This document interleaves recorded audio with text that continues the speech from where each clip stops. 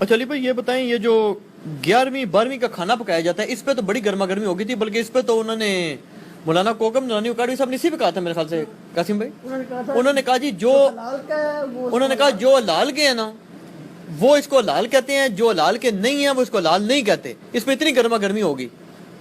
دیکھیں جی، اس بول T V کے پروگرام میں دو جملے انتہائی علماء کی لمحہ فکری ہیں۔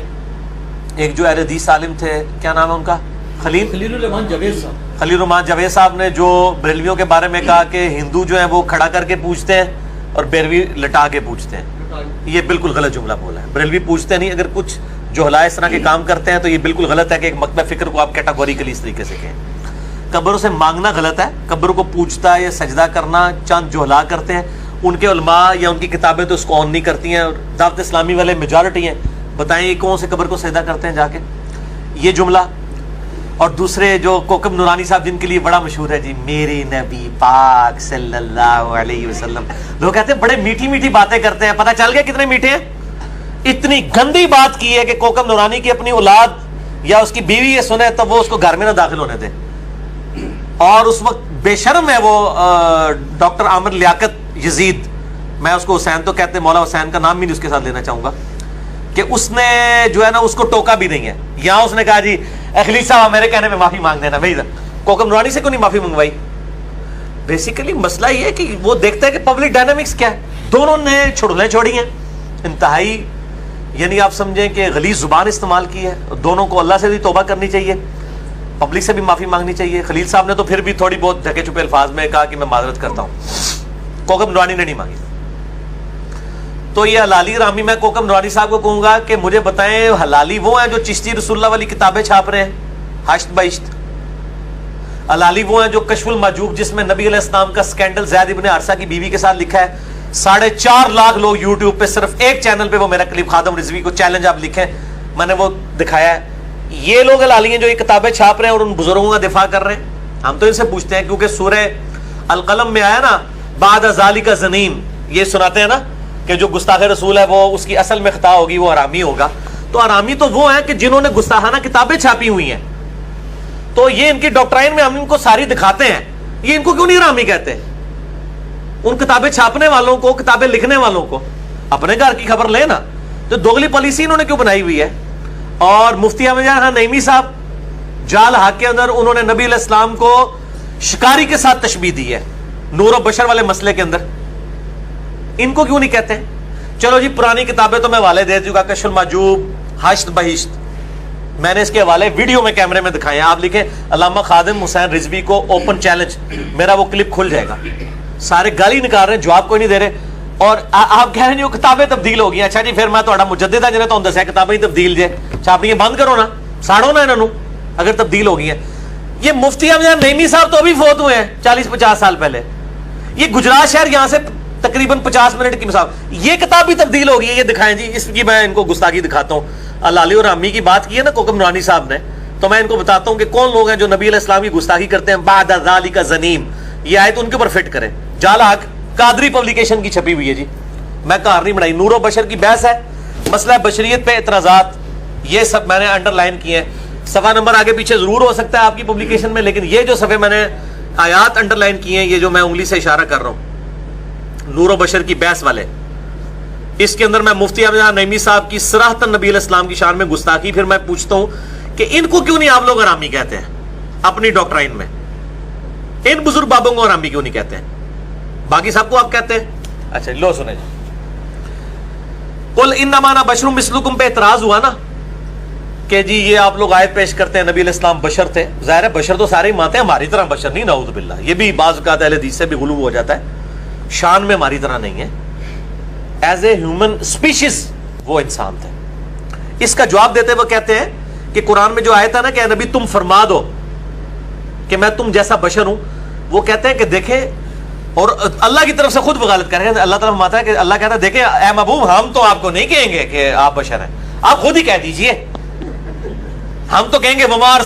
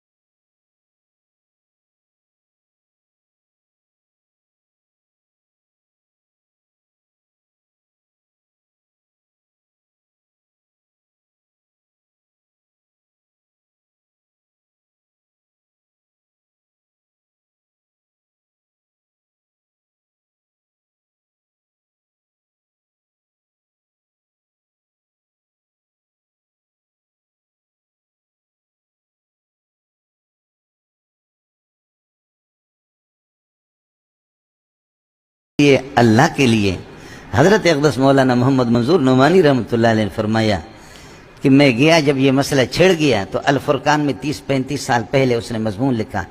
فرمایا اللہ کی قسم دونوں علماء اگر ٹھنڈے دماغ سے بیٹھ جائیں تو کوئی جھگڑا نہیں ہے، لیکن پاکستان ہے دارالجھگڑا.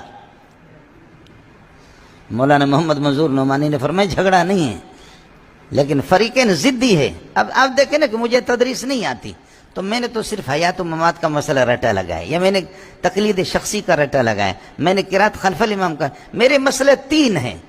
اگر میں اس میں صلح کروں، ٹھنڈے دماغ سے بیٹھ جاؤں، کسی سے بات کروں تو پھر اس کے بعد میں کھاؤں کہاں سے؟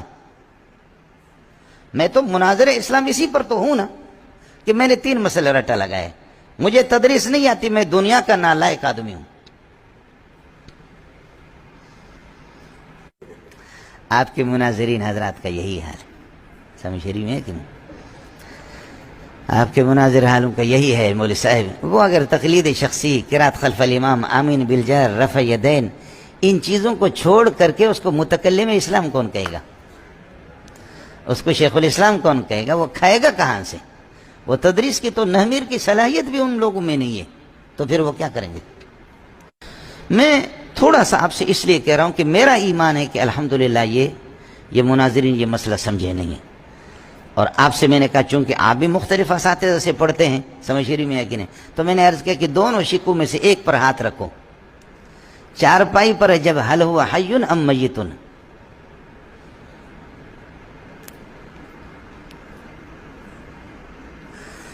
تم دوبارہ جا کر کے پیدا ہو جاؤ، پھر پڑھو، پھر پیدا ہو جاؤ، پھر پڑھو، تب بھی جواب نہیں بنے گا آپ سے.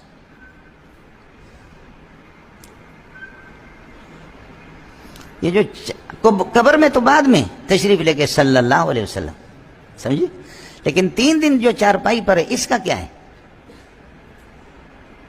دیکھیں نا آپ لوگوں میں مدرسین بھی ہے، ایک شک تو متعین کرو، یا تیسری شک کی آپ قائل ہیں. تو آپ سے گزارش یہ ہے کہ حل ہوا میت ام لا فی ہذہ الایامۃ. ہمارا پیارا صلی اللہ علیہ وسلم جو چارپائی پر آرام فرما رہے 3 دن تک، سمجھے، موت آ گئی بالاتفاق. ان 3 دنوں میں کیا ہے؟ اگر حیات دنوی ہے تو دفن کیوں کیا؟ حیات دنوی ہے تو دفن کیوں کیا؟ اور اگر میت ہے تو 3 دن کے مماتی تو ہو.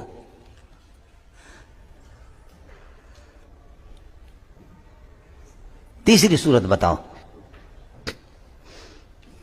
سمجھے؟ اس لیے یہ کہہ دو موت بھی آ گئی ہے.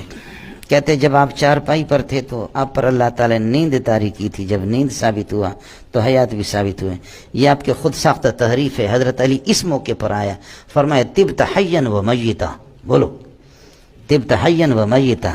بیٹے اس قسم کی ہواؤں سے جہاز نہیں اڑتے، سمجھے؟ یہ زور لگا لے جتنا لگا سکتا ہے، سمجھے؟ جو مسئلہ میں نے وہی بتایا، یہ تیرے مناظرین کو میں جانتا ہوں. صحابہ نے درود پڑھا، درود کو خود سن لیتا ہے. اگر درود فرشتے پہنچا دے تو معلوم ہو گیا کہ آپ صلی اللہ علیہ وسلم زندہ تھے، تو وہی تو دوشی کے. پھر دفن کیسے آپ نے کیا؟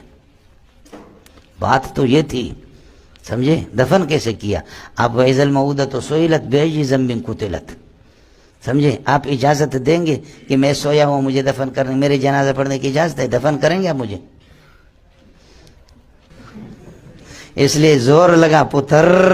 ایک مولوی صاحب کہتے ہیں، اور وہ مولوی صاحب حنفی دیوبندی بھی ہیں، کہ مماتیوں سے تم نہیں بچ سکتے، کیونکہ جب رسول اللہ صلی اللہ علیہ وسلم کی تدفین نہیں ہوئی تھی تو 3 دن رسول اللہ قبر سے باہر موجود تھے، تو ان دنوں میں بھی تم رسول اللہ کو مردہ مان کے مماتی بن گئے ہو. اس حد تک مماتی ہو. اس سوال کا جواب نہ تمہارے باپ کے پاس ہے نہ تمہارے دادے کے پاس ہے. انا للہ و انا الیہ راجعون. یہ کیا لکھے؟ حنفی ہیں، دیوبندی ہیں مولوی صاحب. حنفی دیوبندی تو یہ بات نہیں کر سکتا، اور اگر کرتا ہے تو عقیدے سے ناواقف ہے، یا اس کا چینل کہیں اور ہے، اس کا چینل کہیں اور چل رہا ہے. وجہ یہ ہے، یہ تو بہت صاف عقیدہ ہے. حنفی دیوبندی کو تو چاہیے تھا جو اس کا عقیدہ ہے وہ اس کی دلیل پیش کرتا نا. الٹا وہ کہہ رہا ہے نہ تمہارا باپ جواب دے سکتا ہے نہ تمہارا دادا. باپ دادے تو بہت بڑے لوگ ہیں، ان کو تو چھوڑو. یہ تو ہمارے بچے بھی آپ کو جواب دیں گے کہ عقیدہ حیات النبی کس کے لیے ہے یار. یہ گستاخی کی باتیں ہیں, غیر محتاط باتیں, ان سے بچیں. یہ مجھے نہیں لگتا کوئی حنفی عالم ایسے کہہ سکے. یہ السلام کو زندگی ملی ہے تو وفات تو کل نفس ذائقۃ الموت, ایک ذائقہ ہے. اس کے بعد فوراً عالم برزخ, عالم قبر کے حالات شروع ہو جاتے ہیں. وفات کے فوراً بعد وفات شدہ آدمی ابھی چارپائی پہ ہو, وہ عالم قبر, عالم برزخ میں پہنچ گیا, اس کے ساتھ آخرت کے معاملات جاری ہیں. میری نہیں مانتے, صحیح بخاری جلد نمبر 1 کتاب الجنائز کی اس مولوی صاحب کو تو نے حدیث پاک نہیں پڑھی, امام بخاری روایت. جواب تمہارا باپ بھی نہیں دے سکتا, دادا بھی نہیں. مجھے نہیں لگتا. اگر یہ مولوی صاحب حنفی دیوبندی ہے تو خدا را میری آواز ان تک پہنچائیں کہ احتیاط سے گفتگو کرنا سیکھیں. وَتَوَاصَوْا بِالْحَقِّ, قرآن کہتے ہیں شبہات توڑنا سیکھو. حق کی دعوت دو گے شبہات ٹوٹیں گے. یہ تو شبہات بنا رہے ہیں. شبہات بنانا حق والوں کا کام نہیں ہے, شبہات کو توڑنا حق والوں کا کام ہے. عقیدہ حیات النبی تو ایسا نظریہ ہے, یہ میرے پاس المحند المفند علماء دیوبند کی پہلی اجماعی دستاویز ہے. حضرت شیخ الہند مولانا محمود حسن دیوبندی سے لے کر مفتی کفایت اللہ دہلوی رحمہ اللہ تک, مفتی کفایت اللہ دہلوی سے لے کر مفتی عزیز الرحمان عثمانی تک, مفتی عزیز الرحمان عثمانی سے لے کر مولانا اشرف علی تھانوی تک رحمہم اللہ, ان سب کے تصدیقی دستخط ہیں. آپ کہتے ہو آپ کے باپ دادا جواب نہیں دے سکتے. یار یہ کوئی بات ہے؟ یہ کوئی کرنے والی بات ہے یار؟ شیشے کو ایک بار صاف کر کے منہ دیکھنا چاہیے. مجھے پتہ نہیں ہے یہ کس طرح باتیں کر رہے ہیں, ورنہ میں چہرہ دیکھ کے تھپڑ مارنا جانتا ہوں کہ چہرہ کتنا ہے اور تھپڑ کتنا ہے. سمجھانے کا انداز, یہ بیٹھ کے اس طرح کی باتیں, دیوبندی ہو کر کے دیوبندیوں کا باپ دادا جواب نہیں دے سکتا, یہ کیسی بات ہے یار؟ رسول اللہ صلی اللہ علیہ وسلم اپنی قبر میں زندہ ہے, حضور پاک اپنی قبر کے قریب سلام سنتے ہیں, دور سے پڑھا جانے والا فرشتے پہنچاتے ہیں. یہ تو علماء دیوبند کا نظریہ ہے.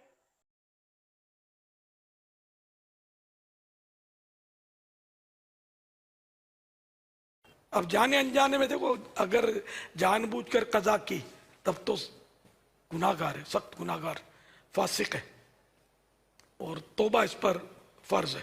توبہ کرے اور آئندہ قضا نہ کرنے کا عہد کرے, اور یہی کافی نہیں, توبہ کے ساتھ ساتھ تلافی یہ کہ اس نماز کو ادا کرے. اور اگر انجانے میں رہ گئی, مثال کے طور پر نماز کا وقت ہی یاد نہیں رہا, باتوں میں لگا ہوا تھا, بھول گیا, اور اب ایسی صورت میں جبکہ اس نے جان بوجھ کر وقت نہیں گنوایا تو گناہگار نہیں ہے, توبہ اس پر فرض نہیں ہے, لیکن یہ کہ نماز کی قضا تو فرض ہے. تو جب یاد آ جائے, اس کا کفارہ یہ کہ جب یاد آ جائے اسی وقت اس کو پڑھ لے. اب اسی وقت پڑھ لے تو پھر اس کی صورت بنے گی کہ باوضو بھی ہو, وہاں نماز پڑھنے کی پاک جگہ بھی موجود ہو, مطلب ممکنہ صورت میں وہ اسی وقت اس کو ادا کر لے. اس کا طریقہ کہ اگر قضا عمری ہے زندگی بھر کی تو پھر اس کا الگ طریقہ ہے. اگر یاد ہے تو اتنی, اور اگر یاد ہی نہیں ہے تو پھر یہ کہ بالغ کب ہوا تھا یہ یاد کرے.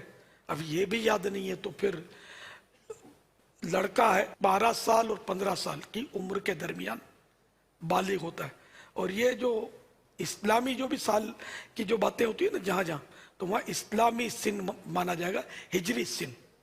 تو ہجری سن کے حساب سے 12 سال کا جب سے ہوا تھا تو اسی وقت بالغ نہیں ہوا. ہاں آثار بلوغ یعنی بالغ ہونے کی نشانی ظاہر ہوئی تب تو بالغ ہوا. 12 اور 15 کے درمیان جب بھی بالغ ہو گیا. تو اگر یاد ہی نہیں ہے کب بالغ ہوا تو 12 سال کی عمر سے یہ کاؤنٹ کرے. جیسے آج توبہ کی اس نے کہ بس اب میں نے نماز قضا کرنی ہے ساری, تو اب یہ کہ نمازوں کا حساب لگا لیا.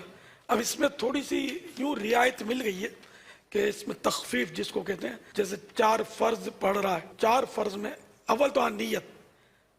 اب کسی پر 100 نمازیں مثلا قضا ہیں, قضا عمری کہیں گے اس کو, زیادہ نمازیں قضا اس پہ چڑھی ہوئی ہیں, چاہے تو پہلے 100 فجریں پڑھ لے, پھر چاہے تو اس کے بعد 100 ظہریں پڑھ لے, یا یوں بھی کر سکتا ہے فجر ظہر عصر مغرب عشاء یوں پڑھتا جائے ایک ایک دن کی جیسے.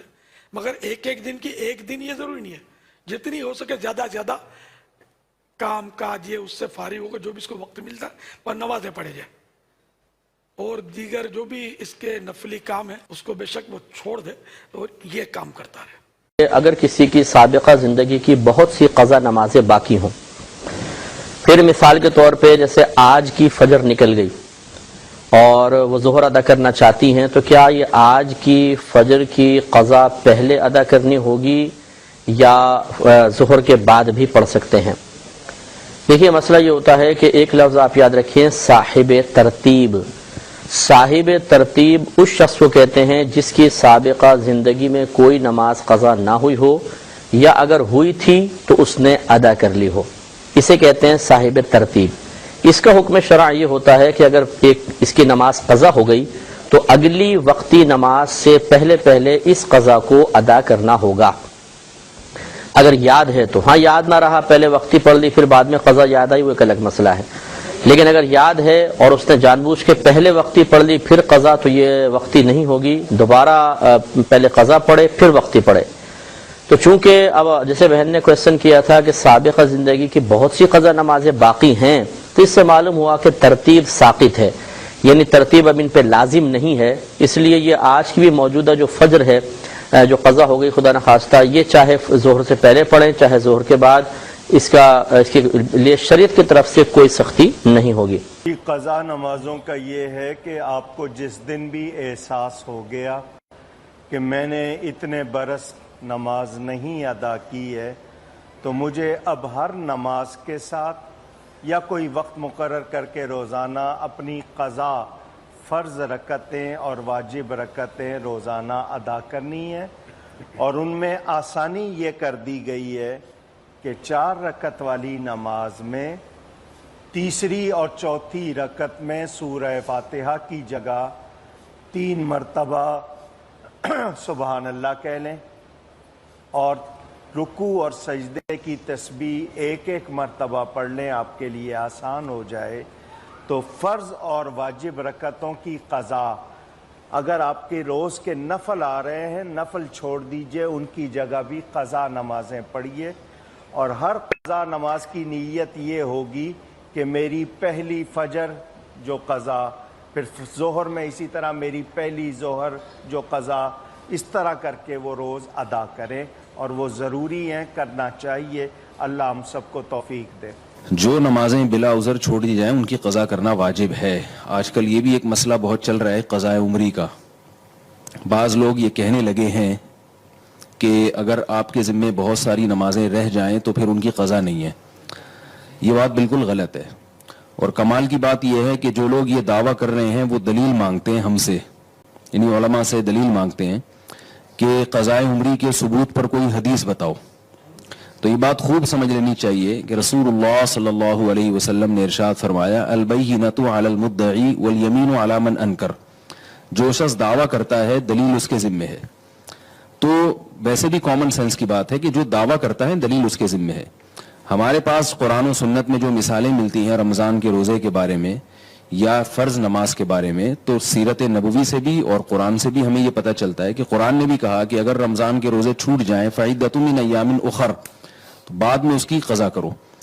مسافر کے بارے میں بھی اللہ نے فرمایا، اور حدیث میں آپ صلی اللہ علیہ وسلم کے بارے میں کہ غزوہ خندق میں آپ صلی اللہ علیہ وسلم سے نمازیں چھوٹی تھیں، اس لیے کہ اس وقت آپ صلی اللہ علیہ وسلم کو حالت جنگ میں نماز کیسے پڑھنی ہے یہ معلوم نہیں تھا۔ تو آپ صلی اللہ علیہ وسلم پر تیروں کی بارش تھی تو آپ نماز نہیں پڑھ سکے، تو 4 نمازیں قضا ہوئیں۔ تو صرف توبہ کو کافی نہیں سمجھا گیا، بلکہ آپ صلی اللہ علیہ وسلم نے وہ نمازیں 4 پڑھی ہیں۔ اب اگر کوئی کہتا ہے 4 نمازیں تو صرف توبہ سے معاف نہیں ہوں گی، وہ قضا کرنی پڑیں گی، لیکن 4000 نمازیں اگر ہوں تو ان کی قضا نہیں ہے، وہ توبہ سے ہی معاف ہو جائیں گی، تو اس کے ذمہ ہے کہ وہ دلیل پیش کرے کہ کون سی حدیث میں ہے۔ بعض لوگ یہ دلیل دیتے ہیں کہ نمازیں جب زیادہ ہو جائیں تو ان کو پڑھنے میں حرج ہے اور تنگی ہے، لہذا کسی کو اتنا مکلف بنانا کہ وہ 10 سال یا 15 سال کی نمازیں پڑھے، تو یہ تو اسلام اتنا مشکل مذہب نہیں ہے۔ اس کا جواب یہ ہے کہ اگر اس کو علماء یہ فتویٰ دیتے نا کہ 10 سال کی نمازیں ایک دن میں کمپلیٹ کرنا ضروری ہیں، تو یقیناً تنگی تھی۔ اگر 10 سال کی نمازیں 10 سال میں کمپلیٹ کرنا ضروری ہیں تو پھر یہ تنگی نہیں ہے۔ تو علماء یہ نہیں کہتے کہ 10 سال کی نمازیں ایک دن میں پڑھیں، آپ روزانہ ایک دن کی قضاء عمری پڑھ لیں۔ بہرحال اس پر صدیوں سے امت کا اجماع رہا ہے کہ نمازیں اگر آپ نے چھوڑ دی ہیں تو جب تک آپ قضا نہیں کرتے توبہ کرنا بھی ضروری اور ان کو لوٹانا بھی ضروری، یہ پوری امت کا اس پر اجماع رہا ہے۔ تو اس کے خلاف اگر کوئی اس زمانے میں فتویٰ دیتا ہے تو وہ فتویٰ قابل اعتبار نہیں ہے، کیونکہ جب ایک مرتبہ جب کسی مسئلے پر اجماع ہو جاتا ہے تو پھر اس کی مخالفت نص قطعی کی مخالفت ہوتی ہے. تو اس لیے نمازیں جان کر چھوڑی ہوں یا بھولے سے چھوٹی ہوں یا نیند کی وجہ سے رہ گئی ہوں, توبہ بھی ضروری ہے اور ان کی قضا بھی ضروری ہے. بعض لوگ یہ بھی فرق کرتے ہیں کہ حدیث میں تو ہمیں کسی عذر سے نماز چھوڑی ہو تو اس کی قضا کا تذکرہ ملتا ہے, جان بوجھ کر نماز چھوڑی ہو اس کی قضا کا تو تذکرہ نہیں ملتا. تو یاد رکھیے کہ جب بھولے سے نماز جس میں انسان کا اپنا قصور نہیں ہے وہ توبہ سے معاف نہیں ہے بلکہ اس میں قضا ضروری ہے. تو جان بوجھ کر نماز اگر کسی نے چھوڑ دی تو وہ صرف توبہ سے کیسے معاف ہوگی؟ وہ تو بطریق اولا اس میں آپ پر لازم ہے کہ آپ اس کی قضا بھی پڑھیں اور اس کی تلافی بھی کریں. یہ تو بطریق اولا. قرآن میں بعض چیزیں ایسی ہیں جو اللہ نے بیان کر دی اور بعض بیان نہیں کی. جو بیان نہیں کی وہ بعض دفعہ بطریق اولا اس میں داخل ہوتی ہیں. اس کی مثال ایسے جیسے قرآن میں آتا ہے وَلَا تَقُلْ لَهُمَا اُفٍّ, والدین کو اف مت کرو. اب اگر کوئی کہے جوتے مارنا جائز ہے, قرآن میں تو اف کا ذکر ہے کہ اف مت کرو. ہم یہ کہیں گے کہ جب اف حرام ہے جس سے تکلیف کم ہوتی ہے تو والدین کو مارنا پیٹنا اس سے تو تکلیف زیادہ ہوتی ہے, وہ تو بطریق اولا حرام ہے. تو ہم یہ کہتے ہیں کہ جب بھولے سے نماز چھوٹ جائے اس کی قضا کو آپ مانتے ہیں, جان کر نماز چھوڑی ہو تو وہ صرف توبہ سے کیسے معاف ہوگی؟ اس میں تو قضا بطریق اولا ضروری ہے. تو اس لیے یہ جو آج کل دلائل دیے جاتے ہیں نا قضا عمری کے ساقط ہونے کے, یہ دلائل غلط ہیں. ان پر اعتماد کرنا اس کی شریعت میں اجازت نہیں ہے. قضا نمازیں آپ کو پڑھنی پڑیں گی. اور بعض لوگ جو کہتے ہیں نا توبہ سے سب معاف ہو جاتا ہے, یقیناً جرم معاف ہوتا ہے لیکن اس کی آپ کو تلافی کرنی پڑتی ہے. اس کی مثال ہے آپ نے کسی کے پیسے چرا لیے تو آپ توبہ بھی کریں گے اور اس کے پیسے بھی واپس کریں گے آپ, جب تک وہ معاف نہیں کرے گا آپ کو. اگر وہ کہہ دے کہ مجھے پیسوں کا مطالبہ نہیں ہے, میں نے ہدیہ کر دی ہے آپ کو, تو جب تک وہ جس کا حق ہے نا اس کا حق نہیں لوٹائیں گے تو معافی معتبر نہیں ہوگی. تو نمازیں اللہ کا حق ہیں, جب تک آپ اللہ کا حق اللہ کو نہیں دیں گے تو اس وقت تک حق ادا نہیں ہوگا. یا تو آپ کے پاس معافی کی کوئی دلیل ہو, تو دلیل آپ کے ذمہ ہے کہ نہیں اللہ نے اپنا حق معاف کر دیا, نماز والا آپ نے جان کر قضا کر دی تو اللہ نے معاف کر دیا. تو ایسی کوئی حدیث اگر آپ پیش کر سکتے ہیں, کوئی ایسی قرآن کی آیت کہ نماز بغیر پڑھے معاف ہو جاتی ہے, تو پھر ہم اس کو تسلیم کریں گے. تو اس لیے میں آخر میں اپنی بات کو لوٹاتا ہوں کہ جو لوگ یہ کہتے ہیں کہ قضاء عمری کے ثبوت پر کوئی قرآن کی آیت یا حدیث پیش کرو, تو یہ ان کا مطالبہ غلط ہے. مطالبہ یوں ہونا چاہیے کہ قضاء عمری واجب نہیں ہے, صرف توبہ سے معاف ہو جائیں گی نمازیں, اس پر قرآن کی کوئی آیت یا احادیث پیش کی جائیں. تو جب تک ایسی کوئی روایت نہیں ہے تو محض اپنی عقل سے ان نمازوں کو معاف کر دینا یہ شریعت پر زیادتی ہے. ایک بھائی نے سوال کیا ہے کہ ماضی میں میری زندگی میں فرض نمازیں چھوٹ گئیں, ان کی قضا کیسے ہوگی؟ کیا توبہ سے قضا ہو جائے گی یا وہ نمازیں دہرانی پڑیں گی؟ ایک شخص نمازیں پڑھتا نہیں, 10 سال گزر گئے, 5 سال گزر گئے, 20 سال گزر گئے, اب اللہ عز و جل کی طرف اس نے توبہ کی ہے اور اپنی نمازیں شروع کی ہے, تو یہ توبہ پچھلے سارے گناہوں کو معاف کروا دیتی. یہ قضاء عمری کا جو ہمارے ہاں چرچا ہے, سسٹم ہے, یہ صرف مولویوں کے پیٹ پہ جا کر ختم ہو جاتا ہے. یہ مولویوں نے اپنا دھندا چلانے کے لیے قضاء عمری شروع کی ہے, وگرنہ توبہ پچھلے سارے گناہوں کو دھلوا دیتا ہے. اگر سچی توبہ کی جائے وہ بھائی اپنے نمازوں کو آغاز کرے, اللہ اس کے پچھلے معاف کر کے اگلے قبول فرمائے. کہ یہ مجھ پہ ٹروتھ ریویل ہوا کہ فرض رکعتوں کی کل تعداد 24 گھنٹے میں کتنی ہے؟ 17. 2 فجر, 4 ظہر, 4 عصر, 3 مغرب, 4 عشاء, جس پہ اہل سنت اور اہل تشیع کا اجماع ہے, پوری امت کا اجماع ہے. اہل سنت کہلوانے والے تینوں گروہ, بریلوی, دیوبندی اور سلفی یعنی اہل حدیث, یہ جتنے آف شوٹس ہیں, حنفی, شافعی, مالکی, حنبلی یا اہل تشیع ہوں, ان کے جتنے آف شوٹس ہوں, زیدیہ ہوں, اتنا عشریہ ہوں, کوئی اور ہوں, یہ 17 رکعتوں کے اوپر سب کا اتفاق ہے. اور الحمدللہ دن رات میں نوافل کی تعداد بھی 17 ہی ہے. وہ کس طرح؟ 12 تو وہ سنتیں ہوگی موقعہ جو بخاری اور مسلم میں آیا کہ آپ صلی اللہ علیہ وسلم کا ہمیشہ یہ عمل تھا, 2 فجر سے پہلے, 4 ظہر سے پہلے, 2 ظہر کے بعد, 2 مغرب کے بعد, 2 عشاء کے بعد. یہ 12 رکعتیں آپ صلی اللہ علیہ وسلم پڑھتے تھے. اور بخاری اور مسلم کی متفق علیہ حدیث ہے جو یہ 12 رکعتیں پڑھ لے گا اللہ تعالیٰ اسے جنت میں ایک محل عطا فرمائے گا. لہٰذا اس سے یہ بات پتہ چلی کہ بخاری میں جو ابن عمر کا عمل آتا ہے نا کہ ہم نے ظہر سے پہلے 2 رکعتیں بھی پڑھی, تو وہ 2 رکعتیں عین ممکن ہے کہ آپ صلی اللہ علیہ وسلم اپنے گھر پڑھ کر آئے ہوں اور 2 رکعتیں آپ نے مسجد میں پڑھی ہوں, کیونکہ 4 رکعتیں بھی 2 کر کے پڑھنا زیادہ افضل ہے. اکٹھی ایک سلام سے بھی پڑھ سکتے ہیں. میں نے صلاۃ و تسبیح والے لیکچر مسئلہ نمبر 91 میں دونوں کا جواز بتایا. تو وہ ابن عمر کا جو وہ موقف ہے کہ 2 بھی پڑھی, تو لیکن وہ 12 رکعتیں تو پھر پوری نہیں ہوں گی نا, تو 2 اگر پہلے پڑھ لی تو بعد میں آپ 4 پوری کر لیں, وہ والی 2 جو چھوٹ کی بعد میں پڑھ لیں. یا ہو سکتا ہے کہ آپ صلی اللہ علیہ وسلم گھر پڑھ کر آئے ہوں, کیونکہ 12 رکعتوں پر بشارت ہے جنت میں محل کی بخاری اور مسلم میں, تو 12 رکعتیں وہ ہوگی. 3 وطر عمومی عمل ہو گیا جو صحیح بخاری میں 993 نمبر اثر ہے. قاسم بن محمد بن ابی بکر کہتے ہیں کہ میں نے تو صحابہ اکرام کو 3 رکعت وطر پہ ہی پایا ہے علیہم رضوان. 12 اور 3 کتنی ہوگی؟ 15. اور 2 نفل آپ ان 3 وطروں کے بعد پڑھیں تو کتنی ہوگی؟ 17. یہ الحمدللہ ایک میرا اجتہاد ہے کہ یہ الحمدللہ 17 آپ کی انوینٹری ساتھ ساتھ تیار ہو رہی ہے. 17 فرض رکعتیں روز کی ہو رہی ہیں اور 17 نفلی بھی جمع ہوتی جا رہی ہیں. اس کا فائدہ کیا ہونا ہے؟ آٹومیٹکلی آپ کی قضائے عمری کی کمپنسیشن ہو رہی ہے. یہ جو قضائے عمری کبھی رمضان میں پڑھا رہے ہوتے ہیں, کبھی کہتے ہیں اتنی سالوں کی نمازوں کا حساب لگاؤ, اور کوئی بھائی یہ چیز نہیں ہے. توبہ کریں, نوافل کمپنسیشن کر دیں گے چھوٹے ہوئے فرضوں کا. ہاں, توبہ کے بعد جب کبھی فرض نماز چھوٹے وہ ساتھ ساتھ پڑھنی ہوگی, لیکن جو زمانے جاہلیت میں کبھی اللہ کی طرف توجہ نہیں تھی, جو وہ چھوٹ گئی نمازیں, وہ اللہ تعالیٰ کی طرف سے معاف ہے انشاءاللہ. اس پہ کبھی میں ڈیٹیل گفتگو بھی کروں گا, ویسے تو اہل عقل کے لیے اتنی گفتگو کافی ہے اس حوالے سے الحمدللہ.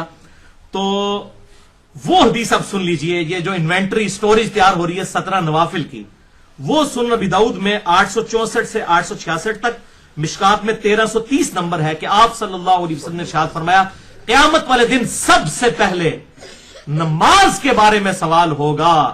جس کی نماز درست نکل آئی اس کی اگلی منزلیں آسان ہوتی چلی جائیں گی, اور جس کی نماز درست نہ نکلی اس کی اگلی منزلیں مشکل در مشکل در مشکل ہوتی چلی جائیں گی. اور جب فرائض میں کمی نکلے گی تو اللہ تعالیٰ فرشتوں سے فرمائے گا کہ دیکھو میرے بندے کے کوئی نفل موجود ہے, تو انہیں فرضوں کے ایکویلنٹ تول لو. یعنی وہ نفل موجود ہوں گے تو وہ فرائض کے ایکویلنٹ تول لیے جائیں گے, فرضوں کی کوتاہی اس سے پوری کر دی جائے گی. تو یہ انوینٹری آپ کی روزانہ کی 1 دن کی قضائے عمری بنتی جا رہی ہے نوافل کے ذریعے الحمدللہ. تو یہ نوافل ہیں. ہم سنت موقدہ غیر موقدہ یہ ٹرمز جو ہیں یہ فقہ کی ٹرم ہے. حدیث میں 2 ہی ٹرم ہے, فرض اور نوافل. جو سنتیں ہم جن کو کہتے ہیں یہ نوافل ہی آئے ہیں. آپ بخاری مسلم اٹھا کے دیکھیں تو آئے گا کہ 12 نوافل آپ ہمیشہ پڑھتے تھے, جو 2 فجر سے پہلے, 4 زور سے پہلے, 2 زور کے بعد, 2 مغرب کے بعد, 2 عشاء کے بعد. یہ نفل عربی میں کہتے ہیں اضافی نماز کو, اس لیے انفال, مال غنیمت کو ہم انفال, نفل کی جمع, کہ وہ مقصد مال غنیمت سمیٹنا نہیں ہوتا, یہ اضافی تحفہ مل جاتا ہے اللہ تعالیٰ کی طرف سے. تو نفل ان کی جمع ہے انفال. تو یہ الحمدللہ سٹوریج تیار ہے, اور یہ آپ کی آٹومیٹکلی جو ہے وہ کمپنسیشن بھی ساتھ ساتھ تیار ہوتی جا رہی ہے انشاءاللہ تعالی. قضائے عمری آٹومیٹکلی آپ کی تیار ہو رہی ہے.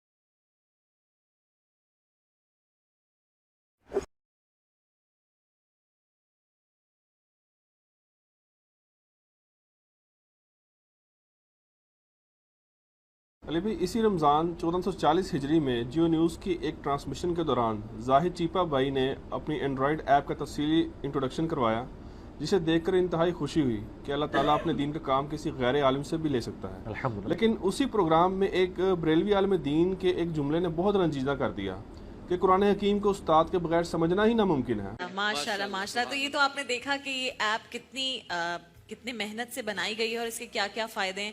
مجھے بتائیے. لیکن جی, اس سے جہاں فائدہ ہے بغیر استاد کے نقصان بھی ہے. جی بالکل. حضرت علماء کرام ہی اسی کا خاصہ ہے الحمدللہ. تمام کے تمام علماء تمام مکاتب فکر کے, اس میں حضرت تقی عثمانی صاحب ہوں, مفتی منیب الرحمان صاحب ہوں, یا اس کے علاوہ علامہ حسن رضوی صاحب ہوں. امام کعبہ سے میری 3 1-on-1 ملاقاتیں ہو چکی ہیں, ان تک سے لے کے سعودی عرب کے تمام علماء کو دکھا کے سرٹیفکیٹ بھی موجود ہے. میرے خیال میں کہ جو آپ کی سمجھنے کے لیے ضروری ہے. جی جی بالکل. بغیر استاد کے اس کا نقصان بھی وہ تو ہم جب علامہ صاحب قرآن پاک کو بھی تفسیر سے پڑھتے ہیں تو میرے لحاظ سے کہ علماء کرام کی ہمیں ضرورت ہوتی ہے, اس کے لیے بہت ساری چیزیں جو ہماری عقل میں نہیں آ رہی ہوتی ہیں وہی بتا سکتے ہیں. اسلام 360 کا نام آپ نے رکھا کیوں؟ پلیز اس حوالے سے رہنمائی کریں. رہنمائی تو کرتے ہیں. یہ میں نے جب کلپ دیکھا نا جی, مجھے تو کوئی حیرانگی نہیں ہوئی, دکھ تو مجھے ہوتا ہے. علماء جو کچھ کرتے ہیں وہ سارے جہاں کا غم ہمارے سینے میں ہے, لیکن حیرانگی نہیں ہوتی. ہم تو پہلے سے یہ رونا رو رہے ہیں کہ اگر آپ کو کوئی یہودی یا عیسائی آ کے بات کرے نا قرآن حدیث ڈائریکٹ نہ پڑھنا گمراہ ہو جاؤ گے, آپ کہیں گے اللہ کا دشمن، یہی کہیں گے نا. اور اگر ایک داڑھی پگڑی والا خوبصورت سی شکل بنا کے آپ کو کہہ دے قرآن ڈائریکٹ نہیں پڑھنا گمراہ ہو جاؤ گے، آپ کہتے ہیں علامہ صاحب نے فرمایا. ایک ہی جملہ ہے، دو مختلف لوگ بولتے ہیں تو آپ کی ڈاکٹرائن بدل جاتی ہے. وہ اصل میں علامہ صاحب شیطان کے ہاتھوں یوز ہو رہے ہوتے ہیں، اس لیے وہ یہ باتیں کر رہے ہوتے ہیں. یہ صرف وہ لوگ بات کرتے ہیں جن کو پتہ ہے کہ کتابوں میں ہمارا دین کوئی نہیں نکلنا. میرا ایک معصومانہ سوال ہے، اللہ تعالیٰ نے انسانیت کی ہدایت کے لیے کتاب بھیجی اور قرآن میں 4 دفعہ سورہ القمر میں فرمایا وَلَقَدْ يَسَّرْنَا الْقُرْآنَ لِلذِّكْرِ فَهَلْ مِن مُدَّكِرٍ. قرآن نصیحت کے لیے آسان ہے، تفسیروں کی میں بات نہیں کر رہا، اور عام بندے کی ضرورت نصیحت کی ہے کوئی سمجھنے والا، ہے کوئی نصیحت حاصل کرنے والا. اب مجھے بتائیں قرآن میں یہ کہاں لکھا ہے کہ قرآن سمجھنے کے لیے بہت مشکل ہے کوئی اس سے دور بھاگنے والا؟ تو یہ تو علماء کی کہانی ہے نا. قرآن کہہ رہا ہے کہ سمجھنے کے لیے آسان، نصیحت کے لیے آسان. نصیحت کے لیے مسائل تو میں نے بتایا علماء سے بھی نہیں نکلیں گے. اچھا میں اس بات کی طرف واپس آتا ہوں کہ وہ یہ علماء آپ کے ساتھ یہ ہاتھ کر رہے ہوتے ہیں کہ قرآن حدیث ڈائریکٹ نہ پڑھنا تم گمراہ ہو جاؤ گے. مجھے بتائیں یہ اسلام دوست ہے یا اسلام دشمن ہے؟ دشمنی. یہ دشمنی کیوں کر رہے ہیں؟ ان کو پتہ ہے کہ ہمارے جو عقیدے ہیں وہ قرآن و سنت میں سے ثابت ہی نہیں ہوں گے، اور اگر کوئی بندہ قرآن و سنت ڈائریکٹ پڑھنا شروع کر دے گا پھر ہمیں مارنا چھوڑ دے گا، کیونکہ ہم نے تو کرانی کہانیاں. تو وہ پھر ان کے پاس آخری حال یہی ہے کہ ہم کبوتر بلی کو تو غائب نہیں کر سکتا، تو آنکھیں تو بند کروا سکتا ہے نا. آنکھیں بند کر کے وقتی طور پہ تو غائب ہو جائے گی نا. تو وہ اسی طریقے سے کرتے ہیں. وہ کہتے ہیں نہیں اس کو نہیں، آپ ڈائریکٹ پڑھنا ہی نہیں. آپ اب یہ تو نہیں کہہ سکتے کہ قرآن حدیث جو ہے وہ پڑھنا گناہ ہے، قرآن حدیث جو ہے وہ نہ پڑھیں، یہ تو نہیں کہیں گے. وہ کہیں گے پڑھیں، علماء سے پڑھیں.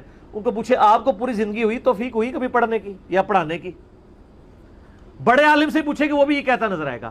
میرا ایک معصومانہ سوال ہے، آپ جب اپنے علماء کی کتابیں پبلک کو دیتے ہیں اس وقت کیوں نہیں کہتے کہ فضائل اعمال ڈائریکٹ نہ پڑھنا گمراہ ہو جاؤ گے، کسی عالم سے پڑھ لینا؟ فضائل سنت ڈائریکٹ نہ پڑھنا گمراہ ہو جاؤ گے، کسی عالم سے پڑھ لینا. 14 ستارے ڈائریکٹ نہ پڑھنا گمراہ ہو جاؤ گے، کسی عالم سے پڑھ لینا. الرحیق المختوم ڈائریکٹ نہ پڑھنا گمراہ ہو جاؤ گے، کسی عالم سے پڑھ لینا. ساروں کے نام لینا مجبوری ہوتا ہے، میرا تو کوئی رشتہ دار نہیں. تو یہ علماء اس طریقے سے نا قرآن و سنت سے دور کرتے ہیں. یہ پتہ کیا کہنا چاہ رہے ہیں کہ اللہ کو تو بات سمجھانی نہیں آئی، باوجود اس کے کہ وہ 4 دفعہ کہہ رہے ہیں کہ قرآن نصیحت کے لیے آسان ہے، تب بھی وہ اتنا مشکل ہے کہ آپ پڑھ نہیں سکتے، ڈائریکٹ گمراہ ہو جائیں گے. اور ہمارے مولوی اتنے سمجھدار ہیں کہ انہوں نے اسی قرآن کا نچوڑ نکال کے کہتے ہیں قرآن و حدیث کا نچوڑ ہے. وہ نچوڑ ایسے والا نچوڑ نہیں ہے، وہ ایسے والا نچوڑ ہوتا ہے، بالکل اپوزٹ. یہ پبلک کے سامنے رکھ دیا. یعنی اللہ جو بات نہیں سمجھا سکتا تھا وہ مولانا نے ان کتابوں میں سمجھا دی ہے. مولانا کی کتابیں پڑھ کے آپ گمراہ نہیں ہوں گے، اللہ کتاب پڑھ کے ہو جائیں گے. گمراہ نہیں ہے وہ، اصل میں ان کو پتہ ہے کہ ان کے عقیدے خلاف ہوتا ہے. اور وہ میں نے اس بندے کو دیکھا ہے، وہ آپ اگر ویڈیو غور سے دیکھیں، وہ جب بیچارہ پیش کر رہا تھا نا زاہد کو، پھر میں نے بعد میں فون کیا زاہد بھائی کو، میرے ساتھ وہ رابطے میں رہتے ہیں، تو میں نے اس پروگرام کے بارے میں ان سے پوچھا. وہ کہتے، میں نے کہا وہ تو بڑے غصے میں بیٹھے تھے. کہتے ہیں بعد میں بھی غصے میں تھے، وہ تو بیچ میں جیو کی انتظامیہ نے وہ معاملات رفع دفع کروا دی ہیں. پھر مجھے وہ ایک مفتی صاحب کا بتانے لگے، پاکستان لیول کے بہت بڑے مفتی ہیں نام لیے بغیر. وہ کہنے لگے کہ میں جب ان کے پاس یہ لے کے گیا نا، اور میں نے ان کو بتایا کہ دیکھیں میں نے یہ سافٹ ویئر ڈیولپ کیا ہے، 50 لاکھ روپیہ تقریباً لگا ہے. آپ اس میں ساؤنڈ کے ذریعے بھی حدیث سرچ کر سکتے ہیں، کسی ٹاپک کے اوپر آیات، اور تمام مکاتب فکر کے قرآن کے تراجم اس کے اندر ہیں، حدیث کے تراجم ہیں، اور سرچ کا آپشن بھی موجود ہے. رومن میں پورا قرآن انہوں نے ٹائپ کر دیا ہے، رومن انگلش کے اندر، تاکہ انڈین اور بنگلہ دیش بھی اس سے استفادہ کر سکیں. کہتے جب میں نے جا کے بتایا دیکھیں میں نے اتنا کام کیا، تو میں تو ایکسپیکٹ کر رہا تھا مفتی صاحب خوش ہوں گے کہ بیٹا بڑا سے. انہوں نے کہا یہ جو آپ نے کام کیا ہم تو اس کو ویسے ہی حرام سمجھتے ہیں، اس کام کو، یہ تو آپ کا کام ہی نہیں تھا کرنا. یہ عوام کا کام نہیں کہ قرآن حدیث ڈائریکٹ پڑھے، یہ علماء نے پڑھا. اچھا علماء نے پڑھانی ہے، علماء پڑھاتے بھی کوئی نہیں. تو بیسیکلی یہ روند مار کے پچ کھود رہے ہیں کہ آپ کھیل ہی نہ سکے. ٹھیک ہے، یہ کرنا چاہ رہے ہیں. تو اس ویڈیو میں آپ دیکھیں ان کا انداز کیا ہے. لیکن ایسے انگلی اٹھائی ہے، وہ انگلی نہ سمجھیں، وہ سمجھیں کہ ان کے ہاتھ میں ریوالور ہے. وہ باقی ایسے ہی کیا ہوا ہے انہوں نے، اور وہ جب تک انہوں نے جملہ مکمل نہیں کیا وہ انگلی نیچے نہیں آ رہی. میں کہ بچ جائے انگلی جناب، انہیں تیرے مار چڑھنی سی. وہ دور بیٹھے سے جی شکل دیکھنے والی تھی نا، اس لیے کہ اس کو پتہ ہی نہیں ہے، ہاتھ لگا نا اس کو 11 سال لگے. اچھا اس نے کہا لیکن آپ نے ڈائریکٹ نہیں پڑھنا. وہ تو شکر ہے وہ جو اس پروگرام کی جو ہوسٹ تھی نا کمپیئر، وہ ذرا سمجھدار تھی، ان کو فون پہ پروڈیوسر نے بتایا کہ بھائی مولوی تو بچا ہے نو، انہوں نے فوراً ہاں کر کے تو بات کو بدل دیا. ادروائز وہ لیکن کر کے جو کر رہا تھا نا، تو اس نے اپنا مقصد اچیو کر لیا کہ اس نے اپنے مکتب فکر کی پبلک کو یہ بتا دیا ہے کہ اسلام 360 کیا کبھی قرآن اور حدیث کھول کے بھی نہیں پڑھنا، لیکن ایسے ہو جانا ہے. وہ لیکن ایسے تھا، وہ سمجھے اس نے اس کے اوپر ریوالور تانی ہوئی تھی. تو میں نے پھر اس کو بعد میں فون کر کے کہا، میں نے کہا میرے بھائی آندہ آپ نے کسی ایسے پروگرام میں شریک نہیں ہونا جہاں پہ مولوی بیٹھے ہوئے ہوں، ورنہ یہ رنگ میں بھنگ ڈال کے چلے جائیں گے. تمہارا اتنی محنت سے پروگرام ریکارڈ ہو رہا ہے، تم عوام الناس کو بتا رہے ہو کہ میں نے یہ کیا ہے، اتنے پیسے لگا کے کیا ہے، الٹا وہ مولوی جناب وہ سارا کام خراب کر کے چلے، تو اینڈ رزلٹ کیا نکلے گا کہ یہ جو آپ نے کیا ہے، یہ کیا تو بہت اچھا کام ہے لیکن اس کو یوز کسی نے نہیں کرنا. تو اینڈ رزلٹ تو یہ نکل رہا ہے نا. تو سر ہم ان علماء کو کہتے ہیں خدا کے لیے آپ اسلام کے ساتھ دشمنی نہ کریں. اگر آپ سمجھتے ہیں کہ آپ کے عقائد اور نظریات کتاب و سنت کے مطابق ہیں تو آپ فرنٹ سے لیڈ کریں. آپ کے ہاں بالکل ہماری بات نکلے گی ایسے بالکل. یہ ہم تو پہلے ہی کہتے ہیں قرآن و حدیث میں ہی لکھا ہوا ہے، ہمارا مسلک برحق ہے، قرآن حدیث میں ہی لکھا ہوا ہے، یہ کبھی نہیں وہ کہہ سکتے. ان کا مسلک آج تک کسی بھی مکتب فکر کے مولوی نے کہا ہے کہ فلاں بزرگ کی لکھی ہوئی کتاب کبھی ڈائریکٹ نہیں پڑھنی، آپ گمراہ ہو جائیں گے. حالانکہ وہ اتنی چول چیزیں اس میں لکھی ہوئی ہوتی ہیں جس کو معرفت کی چیزیں کہتے ہیں، ایسی چول چیزیں لکھی ہوئی ہوتی ہیں، اس کے باوجود وہ ریکمینڈ کر رہے ہوتے ہیں اور لوگوں کو ترغیب دلا رہے ہوتے ہیں کہ یہ جناب آپ پڑھیں، یہ تو قرآن و حدیث کا نچوڑ ہے. قرآن و حدیث کا نچوڑ اگر ہوتا تو جو قرآن و حدیث میں سے نکلا ہوا ہے وہی چیز ہونی چاہیے تھی نا. کبھی ایسا ہوتا ہے کہ آپ انگور کا رس نچوڑیں، ٹھیک ہے جی، اور اس میں سے جو ہے وہ آم کا جوس نکلا ہے، انگور کا ہی نکلے گا نا. اگر قرآن و حدیث کا نچوڑ ہے تو قرآن و حدیث میں تو آیا ہے اطیع اللہ و اطیع الرسول، تو فنا فی شیخ کہاں سے آ گیا؟ باپا کی بارگاہ میں سوال یہ عرض ہے کہ فنا فی شیخ کسے کہتے ہیں اور فنا فی شیخ بننے کے لیے کیا کرنا چاہیے؟ جزاک اللہ خیر. اب یہ فنا فی شیخ کا مقام تو خیر بہت بلند ہے. فنا فی شیخ مانے شیخ کے اندر اپنے آپ کو گم کر دینا. وہ بس اس کو شیخ ہی کی ہر طرف تصویر نظر آئے، شیخ ہی کا ہر طرف اس کو جلوہ نظر آئے. تو فنا فی شیخ ہونے کے لیے کیا کرنا چاہیے؟ تو ظاہر اپنے شیخ کی تعلیمات پر عمل کرے اور اس کی محبت اپنے اندر راسخ کرے. اور وہ جیسے کہ بزرگوں نے فرمایا کہ مرید ایسا ہو جیسے کہ مردہ بدست زندہ یا مردہ بدست غسال، یعنی جس طرح مرید کو اپنے پیر کے ہاتھ میں ایسا ہونا چاہیے جیسے کہ غسال کے ہاتھ میں مردہ. جب تک غسال اس کو الٹ پلٹ نہیں کرتا اس وقت تک مردے میں اپنے طور پر ہلنے جلنے کی سخت نہیں ہوتی. غسال ہی اس کو جس طرح بھی چاہتا ہے غسل دیتا ہے. تو اس طرح مرید اپنے پیر کے حوالے سب کچھ کر دے، اپنا جو کچھ ہے وہ پیر کا. تو اللہ تبارک و تعالی ہم سب کو فنا فی شیخ سمجھنے اور اس کی سعادت پانے کی ذی نصیب توفیق عطا فرما دے. واللہ تعالی اعلم ورسولہ اعلم عز وجل وصلی اللہ تعالی علیہ وآلہ وسلم. قرآن و حدیث میں تو آیا ہے کہ آپ نے اللہ اور اس کے محبوب صلی اللہ علیہ وآلہ وسلم کی تعلیمات کی روشنی میں چلنا ہے. تو یہ بزرگوں کی تعلیمات اور یہ فرقے کہاں سے آ گئے؟ قرآن و حدیث میں تو آیا ہے کہ آپ نے اللہ ہی سے دعا مانگنی ہے، ایاک نعبد و ایاک نستعین. یہ بابوں کو پکارنا کہاں سے آ گیا؟ جناب عبد القادر جیلانی فرماتے ہیں اور جو کسی مشکل گھڑی میں مجھے مدد کے لیے پکارے میں اس کی اس مشکل کو دور کرتا ہوں. اسی کو کہتے ہیں قرآن ڈائریکٹ نہیں پڑھنا ورنہ گمراہ ہو جاؤ گے.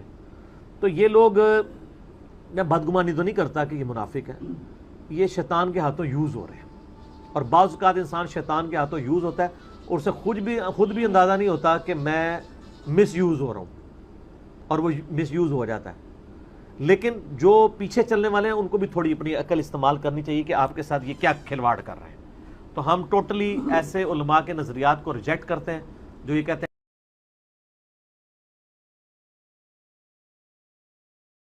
سنانے والے مولوی کا ایک کلپ میں دیکھ رہا تھا. اللہ نے جتنے ولی بنائے سارے سنی بنائے، یہ ہمارے سچے ہونے کی بہت بڑی دلیل ہے.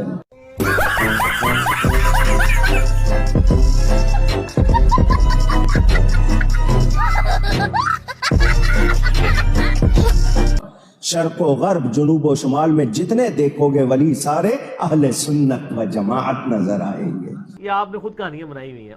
محی الدین، معین الدین، شہاب الدین، بہاء الدین، قطب الدین، فرید الدین، نظام الدین، نصیر الدین، علاء الدین، مصلح الدین، شمس الدین، فلانے علی سرکار، کاں علی سرکار، کتے علی سرکار، کوڑے علی سرکار، جلال الدین، یہ جتنے ہیں سارے سنی ہیں. اور تسی تو شاہ ہی کوئی نہیں.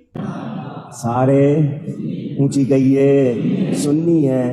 سن سنا کے سننی ٹننی. تو دین بھی ہمارے پاس ہے، دین والے بھی ہمارے پاس، ہمیں ادھر ادھر کی ضرورت. تو گزمانو کا جتنے مرضی دا منو کے لینا دینا. اللہ فرماتا ہے جو میرا پیارا بن جاتا ہے اس کی آنکھ میں بن جاتا ہوں، اس کے کان میں بن جاتا ہوں، اس کی زبان میں بن جاتا ہوں، اس کے ہاتھ پاؤں میں بن جاتا ہوں. پھر وہ بغداد میں بیٹھا کراچی سے سنتا بھی ہے، دیکھتا بھی ہے، وہ ہاتھ بڑھا کر فیض بھی پہنچاتا ہے.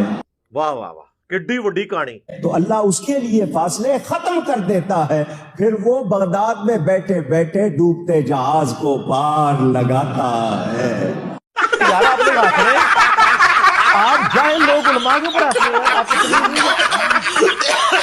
ابو دھابی میں، دبئی میں میچ ہو رہا تھا، ساری دنیا دیکھ رہی تھی یا نہیں؟ نہیں نہیں نہیں. اونچی ایک جگہ ہو رہا ہے، حرکت بھی آواز بھی. یہ نہیں کہ اس وقت نہیں، 6 گھنٹے بعد نہیں، اسی لمحے ساری دنیا دیکھ رہی ہے، آواز بھی، حرکت بھی، شکل بھی، سب کچھ. تو جب مادیات کا یہ عالم ہے، روحانیات کا کیا عالم ہوگا؟ سبحان اللہ. آپ کے ہاتھ میں فون ہے، اسمارٹ فون سب کے ہتھیلی نے دے دیا. آپ امریکہ میں بیٹھے ہیں، کراچی میں آپ کے گھر کی فریج میں کیا رکھا ہے وہاں بیٹھے دیکھ سکتے ہیں.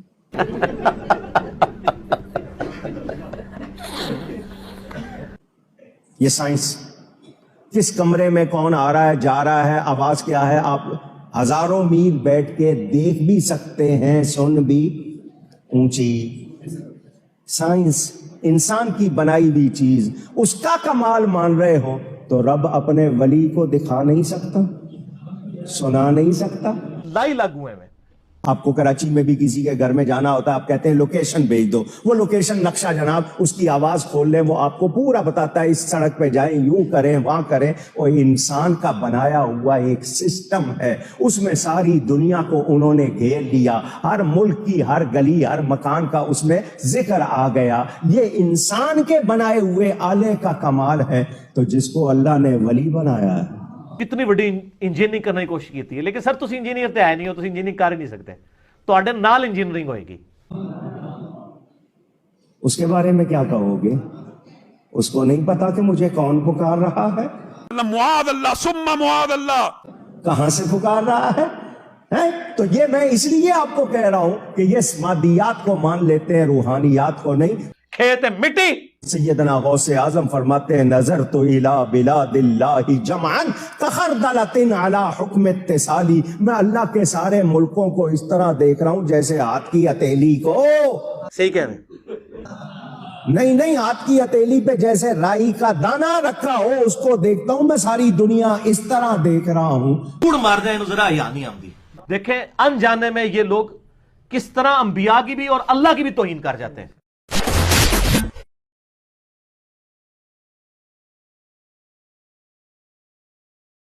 عمرے کی حاضری کے اوپر کتاب لکھی ہے، انہوں نے اس میں لکھا ہے کہ رسول اللہ اپنی وفات کے بعد بھی آج بھی اسی طریقے سے قابل احترام ہے جس طرح اپنی مجلس میں تھے. رسول اللہ کی قبر کے پاس بھی آواز جو بلند کرے گا اس کے اعمال برباد ہو جائیں گے. اچھا، اس سے آپ کو عصمت مصطفیٰ تو بتاتے ہیں یہ نہیں بتاتے کہ جو شخص رسول اللہ کے حضور آواز بلند کرے وہ تو گستاخ رسول، اور جو حضور کی بات کا مذاق اڑائے وہ اس تو بڑا گستاخ. اور وہ یہ سارے ہیں کٹر ٹھیٹ انفی. تسی لوگ ہو حدیث حدیث. تیرے سامنے حضرت عمر بیٹھے ہو تو میں دیکھتا ہوں کہ وہ پھر کہ یا رسول اللہ اجازت دیں. تم لوگ ہو گستاخ رسول، حدیثوں کا مذاق اڑانے والے. یہ رسول اللہ کی اس سے بڑے لیول کی توہین ہے کہ کوئی حضور کی موجودگی میں آواز بلند کرے. اس سے بڑی توہین یہ ہے کہ کوئی حضور کی بات کا مذاق اڑائے.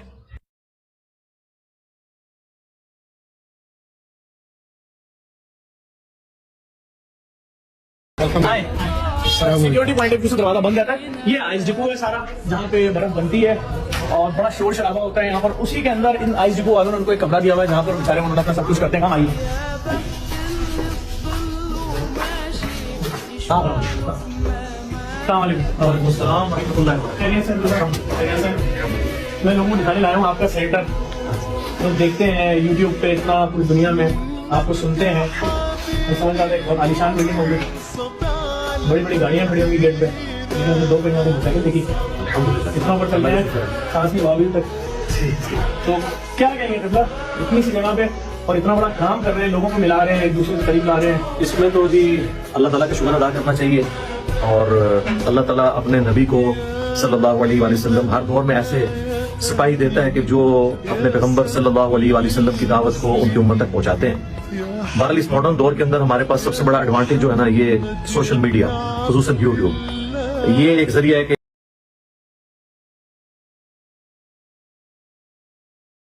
انسان کے اندر جاتا ہی نہیں ہے. کس نے کہا جن انسان کے اندر جاتا ہے؟ اگر کوئی ثابت کر دے قرآن و سنت سے کہ جن انسان کے اندر چلا جاتا ہے تو پھر مجھے بتائیں نا, پھر آ کے وہ بندہ آ جائے سامنے. جنات ہیں, میں نے کہا 3 ملائکہ ہیں, انسان ہے اور جنات. جنات کا اپنا کام ہے, بابے نے کچھ نہیں کرنا. اگر بابا سمجھدار ہے, صاحب شریعت ہے, وہ صرف شریعت بتائے گا.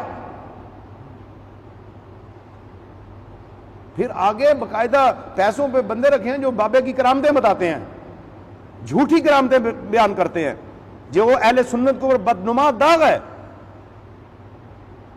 بابے کی کرامت یہ ہمیں نظر آنی چاہیے کہ وہ مرتے دم تک نبی کی سنت کا عمل ہو. یہ چلے کر لو, یہ چلوں میں ڈال دیتی ہے. ایک جوان بیچارہ میرے پاس آیا, وہ پریشان حال میں تھا, وہ 3 سال سے ذلیل و خوار ہو گیا, بابوں پہ پیسے لگا لگا کے آخر دماغ ہی اس کا خراب ہو گیا. سب سے بڑا چلہ 5 ٹائم کی نماز ہے, سب سے بڑا چلہ قرآن کی تلاوت ہے, سب سے بڑا چلہ رات کو عشاء پڑھ کے سورہ ملک پڑھنے والا ہے. جمعہ کو سورہ کہف پڑھی, بہت بڑا چلہ ہے. آج پڑھے نا, جمعۃ المبارک ہے, آج سورہ کہف پڑھے نا, چلہ مکمل کریں, اللہ کی رضا کے لیے قرآن پڑھیں, سمجھیں قرآن کو. کس نے روکا ہے آپ کو؟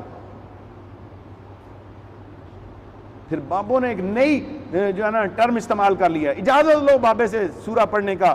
اور قرآن کی اجازت لینے کی کسی کی ضرورت نہیں. قرآن جب نازل ہوا تو اجازت کے ساتھ آیا, اور اس کی اجازت اللہ نے دی ہے.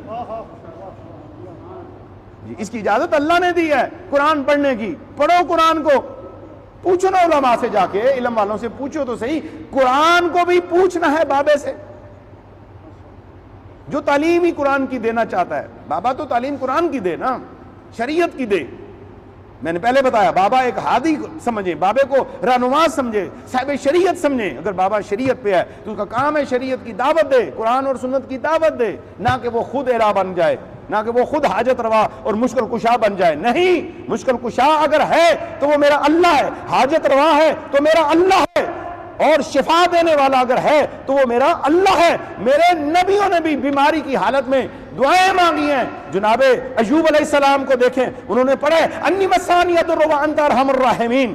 جناب یونس نے پڑھا ہے لا الہ الا انت سبحانک انی کنت من الظالمین. حضرت آدم نے پڑھا ہے اللہم ربنا ظلمنا انفسنا وان لم تغفر لنا وترحمنا لنکونن من الخاسرین.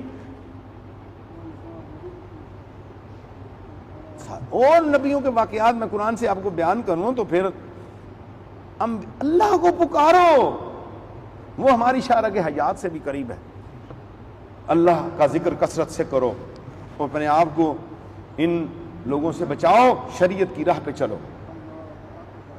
مجھے ادھر ساتھی بیٹھے ہیں، عام کر دیں، خواتین بھی آئیں، ادھر بڑا جی میں تو ادھر عام کر دیں سارا کچھ آنا جانے. میں کہ شریعت ہے، اس دروازے سے وہ عورت داخل ہو سکتی ہے، اس ساتھ محرم ہو، محرم پاس بیٹھے، پھر وہ دینی مسئلہ پوچھے، میں پردے میں ہوں، اس کی تو اجازت ہے. لیکن اس طرح کی اجازت نہیں ہے کہ لوگ آئیں اور تعویذیں لیں اور ساری چیزیں کریں اور یہ کریں. بڑا تعویذ دے رہا ہوں نقش اسم اعظم کا. بچاؤ اپنے آپ کو، حلال کی طرف آؤ، نیکی کی طرف آؤ، شریعت کی طرف آؤ، دین کی طرف آؤ، پردے کی طرف آؤ، بچت ہو جائے گی.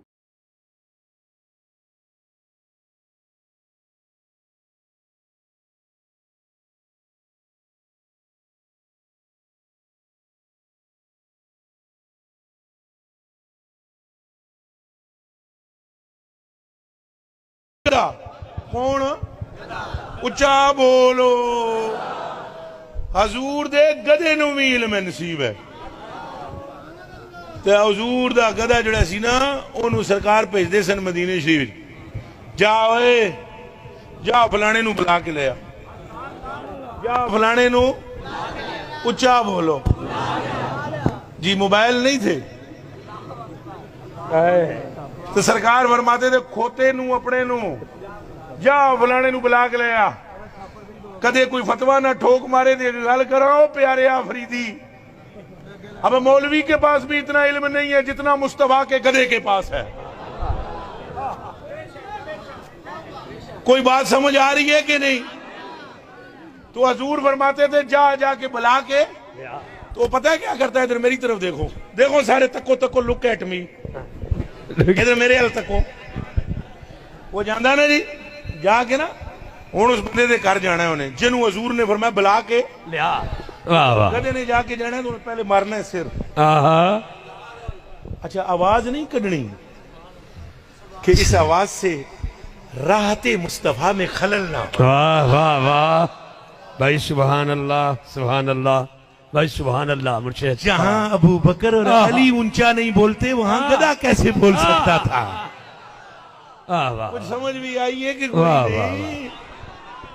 آواز نہیں کڑتا سی. سر مارنا دروازے نو، سننا جی، سر دروازے نو مارنا.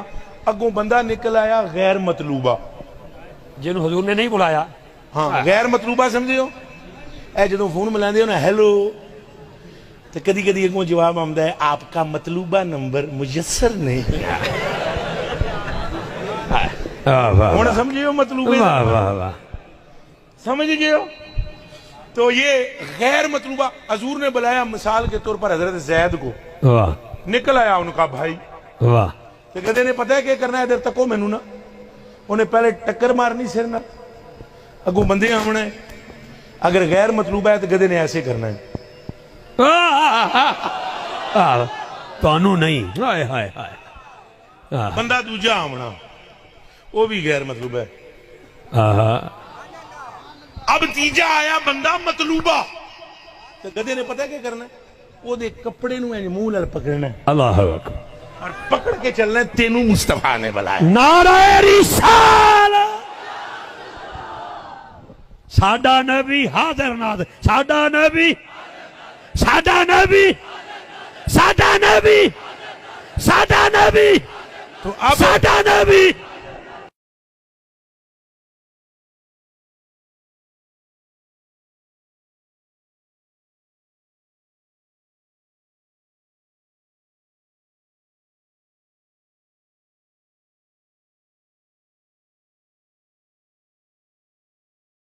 انگوٹھے چومنے کا جو مسئلہ مفتی حنیف قریشی صاحب نے بیان کیا نا، اس میں میں نے ان کا وہ کلپ دیکھا ہے. اس میں بڑے انٹلیکچوئل طریقے سے انہوں نے ان چیزوں کو کور کیا ہے، اور انہوں نے بجائے کو کتاب و سنت کے دلائل دینے کے انہوں نے فرمایا کہ جی یہ تو فقہ حنفی کا مسئلہ ہے. بالکل میں مفتی حنیف قریشی صاحب کے ساتھ ہوں. فقہ حنفی کا یہ مسئلہ ہے، کتاب و سنت کا یہ مسئلہ نہیں ہے. صحیح کہا آپ نے، کیونکہ یہ جو انگوٹھے چومنے والی روایت ہے یہ الموضوعات امام ابن جوزی المتوفا 597 ہجری، جنہوں نے یزید کے رد کے اوپر کتاب لکھی ہے، محدث ابن جوزی، उन्होंने एक किताब लिखी है अल मौदुआत, बड़ी बड़ी घड़ी हुई हदीसें, उनके अंदर अंगूठे चूमने वाली रिवायत लिखी हुई है। ए जनाब नीफ साहब, ए मौजुआत शरीफ ही है।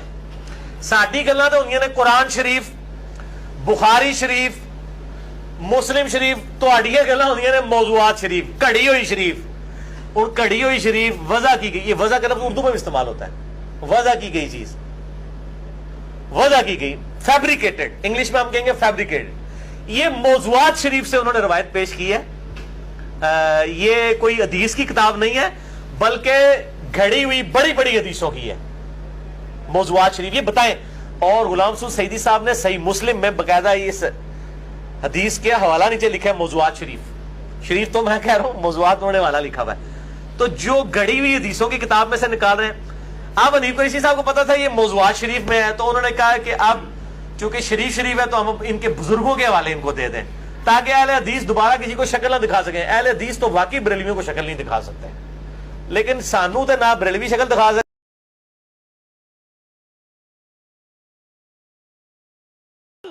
और नूरी सोन बरेलवी अल्लाह की भी गुस्ताख, बरेलवी रसूलुल्लाह की भी गुस्ताख, और बरेलवी तो वो बदबख्त कौम है जो हजरत आदम को हिंदू बना रहे हैं,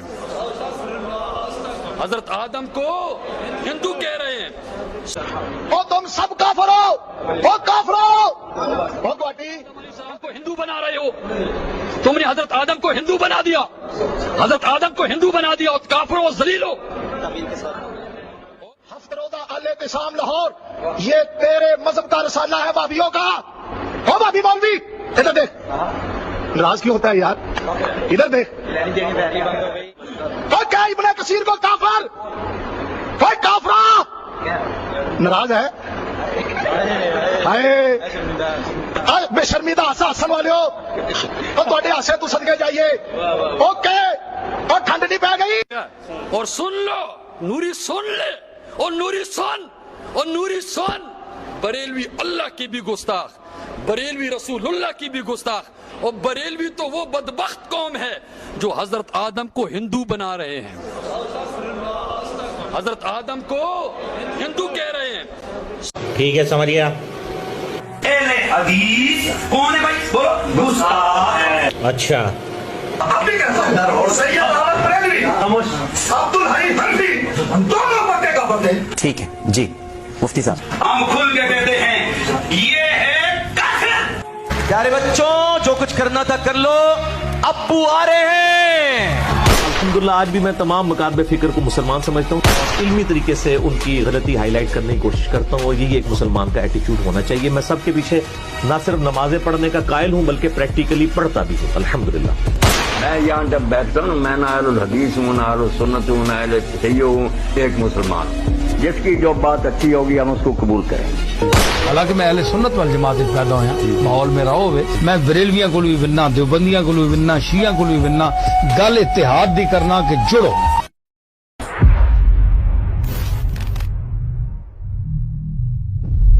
है, ये कज़्ज़ाब है, ये मक्कार है, ये दज्जाल है। इल्मी किताबी नहीं है, तू दुनिया का सबसे बड़ा फसादी है, अजहल आदमी। वो इंजीनियर बदबख्त, ये जेहलम का जहन्नमी, और जेहलम का वो बदबख्त। इंजीनियर मिर्जा मरदूद, झूठा, कज़्ज़ाब। जेहलम का इंजीनियर मिर्जा मोहम्मद अली नीम रास्ती है, कर्राब से शिया का एजेंट है, वहाबी है। कादियानियत और रिफ्स का जो मिक्सचर है ये शख्स। फिरका तो मेरा कोई भी नहीं है, इस्लाम में फिरका वारियत हराम है। इन्नल्लज़ीना फ़र्रक़ू दीनहुम वकानू शियआ लस्त मिनहुम फी शै। बेशक जिन लोगों ने अपने दीन में फिरके बनाए और अपने आप को ग्रोहों में बांट लिया, ए नबी आपका उनसे कोई ताल्लुक नहीं। वातसिमू बिहब्लिल्लाहि जमीअन वला तफर्रक़ू। देखो अल्लाह की रस्सी को मजबूती से पकड़ लो और फिरका वारियत में मत। गदीर खुम की हदीस में अल्लाह की रस्सी कुरान को करार। कितना जुल्म है कि लोग सूद को गुनाह समझते हैं, दाढ़ी मुंडाने को गुनाह समझते हैं, झूठ को गुनाह समझते हैं, लेकिन दुनिया का सबसे परहेजगार शख्स भी फिरका वारियत को गुनाह नहीं समझता। फिरका तो वो है जो टूट के अलग हुआ है। फिर कहते हैं अलग होने को, पत्ते को फिरक कहा जाता है, वो दरख्त से अलग होता है। ये नहीं कि पत्ता अलग होके दरख्त को फिरका कहना शुरू कर दे, ऐसा तो नहीं होगा। تو یہ ٹوٹ کے الگ ہوا، وہ تو سالوں کو مسلمان سمجھتے ہیں، سوائے دو فرقوں کے، ایک اہل سنت کا آف شوٹ قادیانیت اور دوسرا اہل تشیع کا آف شوٹ نصیریت۔ حسام الارمین میں دیوبندیوں کو واجب القتل اور مرتد اور ان کے علماء کے کفر میں شک کرنے والے کو بھی کافر قرار دیا نہیں اعلیٰ حضرت نے 1905 میں، اور اس کے جواب میں 1906 میں المحند علی المفند میں خلیل احمد سہارنپوری نے احمد رضا بریلوی اور ان کی پوری جماعت کو شیطانی لشکر نہیں ڈکلیئر کیا، اور ساتھ مثال دی جس طرح انبیاء پہ حملہ آور ہوتے تھے، یعنی کافر کہا، اور کہا علماء دیوبند رضی اللہ عنہم پر ہوئے، 14ویں صدی کے مولویوں کو رضی اللہ عنہ۔ المفند ایک بابا سے ٹھہرایا ہوا، احمد رضا بریلوی کو کہا المحند علی المفند، ہند کی تلوار ایک پاگل بابے کے۔ اور اللہ کا شکر ہے، امت پہ احسان ہے کہ 35 علماء دیوبند نے انکلوڈنگ اشرف تھانوی صاحب نے سائن کر کے کہا کہ یہ ہمارے عقیدے ہیں جی، دنیا میں اگر کسی نے دیوبندی ہونا ہے نا تو وہ یہ عقیدے ہیں۔ یہ تک کہ عثمانی صاحب کے والد صاحب کے بھی اس پہ سائن ہے۔ مولا علی علیہ السلام تو خوارج کے بارے میں کہہ رہے ہیں، جو خوارج مولا علی کو کافر کہتے تھے، پوچھا کہ منافق ہے، کہا منافق تو بڑا تھوڑا اللہ کا ذکر کرتے ہیں، یہ منافق نہیں۔ پوچھا کہ کافر، کہ کافر بھی نہیں ہے، اگر کافر بھی نہیں منافق بھی نہیں تو پھر تیسری کیٹیگری کون سی؟ مسلم احمد بریلوی صاحب نے احکام شریعت میں لکھا ہے کہ وہابی، اور پھر آگے انہوں نے خود لکھا وہابی سے مراد انہوں نے کہا دیوبندی، اہل حدیث، روافظ یعنی ان کے نزدیک شیعہ، اور قادیانی۔ 1,00,000 دفعہ بھی اللہ کا نام لے ذبیحہ مردار اور حرام ہی رہے گا، البتہ یہود و نصارہ کا ذبیحہ حلال ہے۔ ان کو یہود و نصارہ سے بدتر کہہ دیا، قادیانیوں کی صف میں لا کے کھڑا کر دیا، اور لکھا یہ مرتد ہیں، یہ بھی لکھا یعنی واجب القتل۔ اور ملفوظات اعلیٰ حضرت کی پہلی جلد جو انہوں نے خود پڑھی ہے، ان کے بیٹے نے جمع کی ہے، مصطفیٰ رضا خان نوری نے، جس کی نعت ہے تو شمع رسالت ہے عالم تیرا پروانہ، اس میں انہوں نے لکھا ہے کہ وہابیوں کی نہ نماز نماز ہے نہ جماعت جماعت ہے۔ پوچھا کہ مسجد تو کہا کفار کی مساجد مثل گھر کے ہیں، کافر کا لفظ کافر کا۔ اذان انہوں نے کہا اذان بھی ان کی باطل ہے، جیسے نماز و جماعت باطل ہے۔ سنن کبریٰ البیہقی میں موجود ہے، عبداللہ بن عمر خوارج کو سلام بھی کرتے تھے، ان کے پیچھے نمازیں بھی پڑھتے تھے، اور کہتے تھے جب تک ان کی مساجد سے حی علی الصلاۃ حی علی الفلاح کی آوازیں آئیں گی ہم ان کے پیچھے ان کی اذان کا جواب بھی دیں گے، ان کے سلام کا بھی، لیکن اگر یہ ہمیں کہیں کہ ہم اپنے بھائیوں کو قتل کریں تو ہم یہ بات کی، جن کو نبی علیہ السلام نے جہنم کے کتے کہا ہے، جہنم کے کتوں کے پیچھے صحابہ نے نماز پڑھی ہے۔ تو سر جو لوگ چشتی رسول اللہ اور اشرفی تھانوی رسول اللہ کہتے رہے، یہ کہلواتے رہے، اب آپ کو با خدا دیوانہ باش با محمد ہوشیار بھول گئی۔ قاسم نانوتوی صاحب مرنے کے 6 سال کے بعد خبر سے نکلے اور دیوبند کے 2 مولویوں کی صلح کروا کے واپس چلے گئے، اور نقل فرمایا اشرفی تھانوی صاحب نے حکایات اولیاء ارواح ثلاثہ میں، یہ وہ سارے عقائد ہیں بریلویوں والے۔ اب ان عقائد کا دفاع کراچی والا مفتی کیسے کرے آ کے؟ اس کی اپنی عوام بھی اس کو مارے گی۔ تذکرۃ الاولیاء میں میں نے بتایا کہ باجید بستامی سے پوچھا گیا کہ قیامت والے دن شفاعت کا جھنڈا وہ نبی علیہ السلام کے ہاتھ میں ہوگا، تو وہ کہنے لگے کہ قیامت والے دن محمد اور تمام انبیاء میرے جھنڈے کے نیچے ہوں گے۔ مقصد کسی کو بدنام کرنا نہیں، واللہ قطعاً بدنام کرنا کوئی مقصد۔ اب میرے بھائیوں دل تھام کے، آج میں نے کئی ایسی باتیں کرنی جو میں نے ابھی تک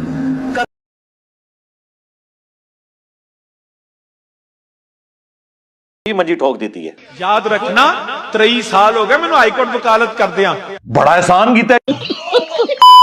جدو بی بی ادل جائے نا، کیا بولا تو نے؟ جدو بی بی ادل جائے نا اگے رل جائے یار نال، پھر ماپے دے خلاف بیان دیندی۔ بھائی آپ کا نالج تو کمال کا۔ جنہ چر یاری نہ لائے اگے انہ چر ماپے دے خلاف بیان نہیں دیندی۔ ارے کہنا کیا چاہتے ہو؟ کلمہ نبی دا پڑھ کے تے اپنے دے خلاف بیان دے دے چبلے اتڑ گئی ہیں۔ سمجھ آئی آپ کو؟ لیکن سن کے اچھا لگا۔ اگے لگ گئی تیری یاری، اگے لگ گئی ہے، ایڈا اگے نہ ٹورو۔ وہ جتنا آج وہ بابوں کے خلاف ہے، توبہ توبہ توبہ، اس کو خواب آتے ہیں بابوں کے۔ ان کو تو خواب میں بھی انجینئر نظر آتا ہے اب، ہاں، اور بابوں کے اتنا خلاف، بابے بابے بابے۔ ہم ان بابوں کو مانتے ہیں جو کتابوں کو مانتے ہیں، یہ بھی ہمارے بابے ہیں، لیکن دیکھیں ہم نے ان کو احترام سے یہاں رکھا ہوا ہے۔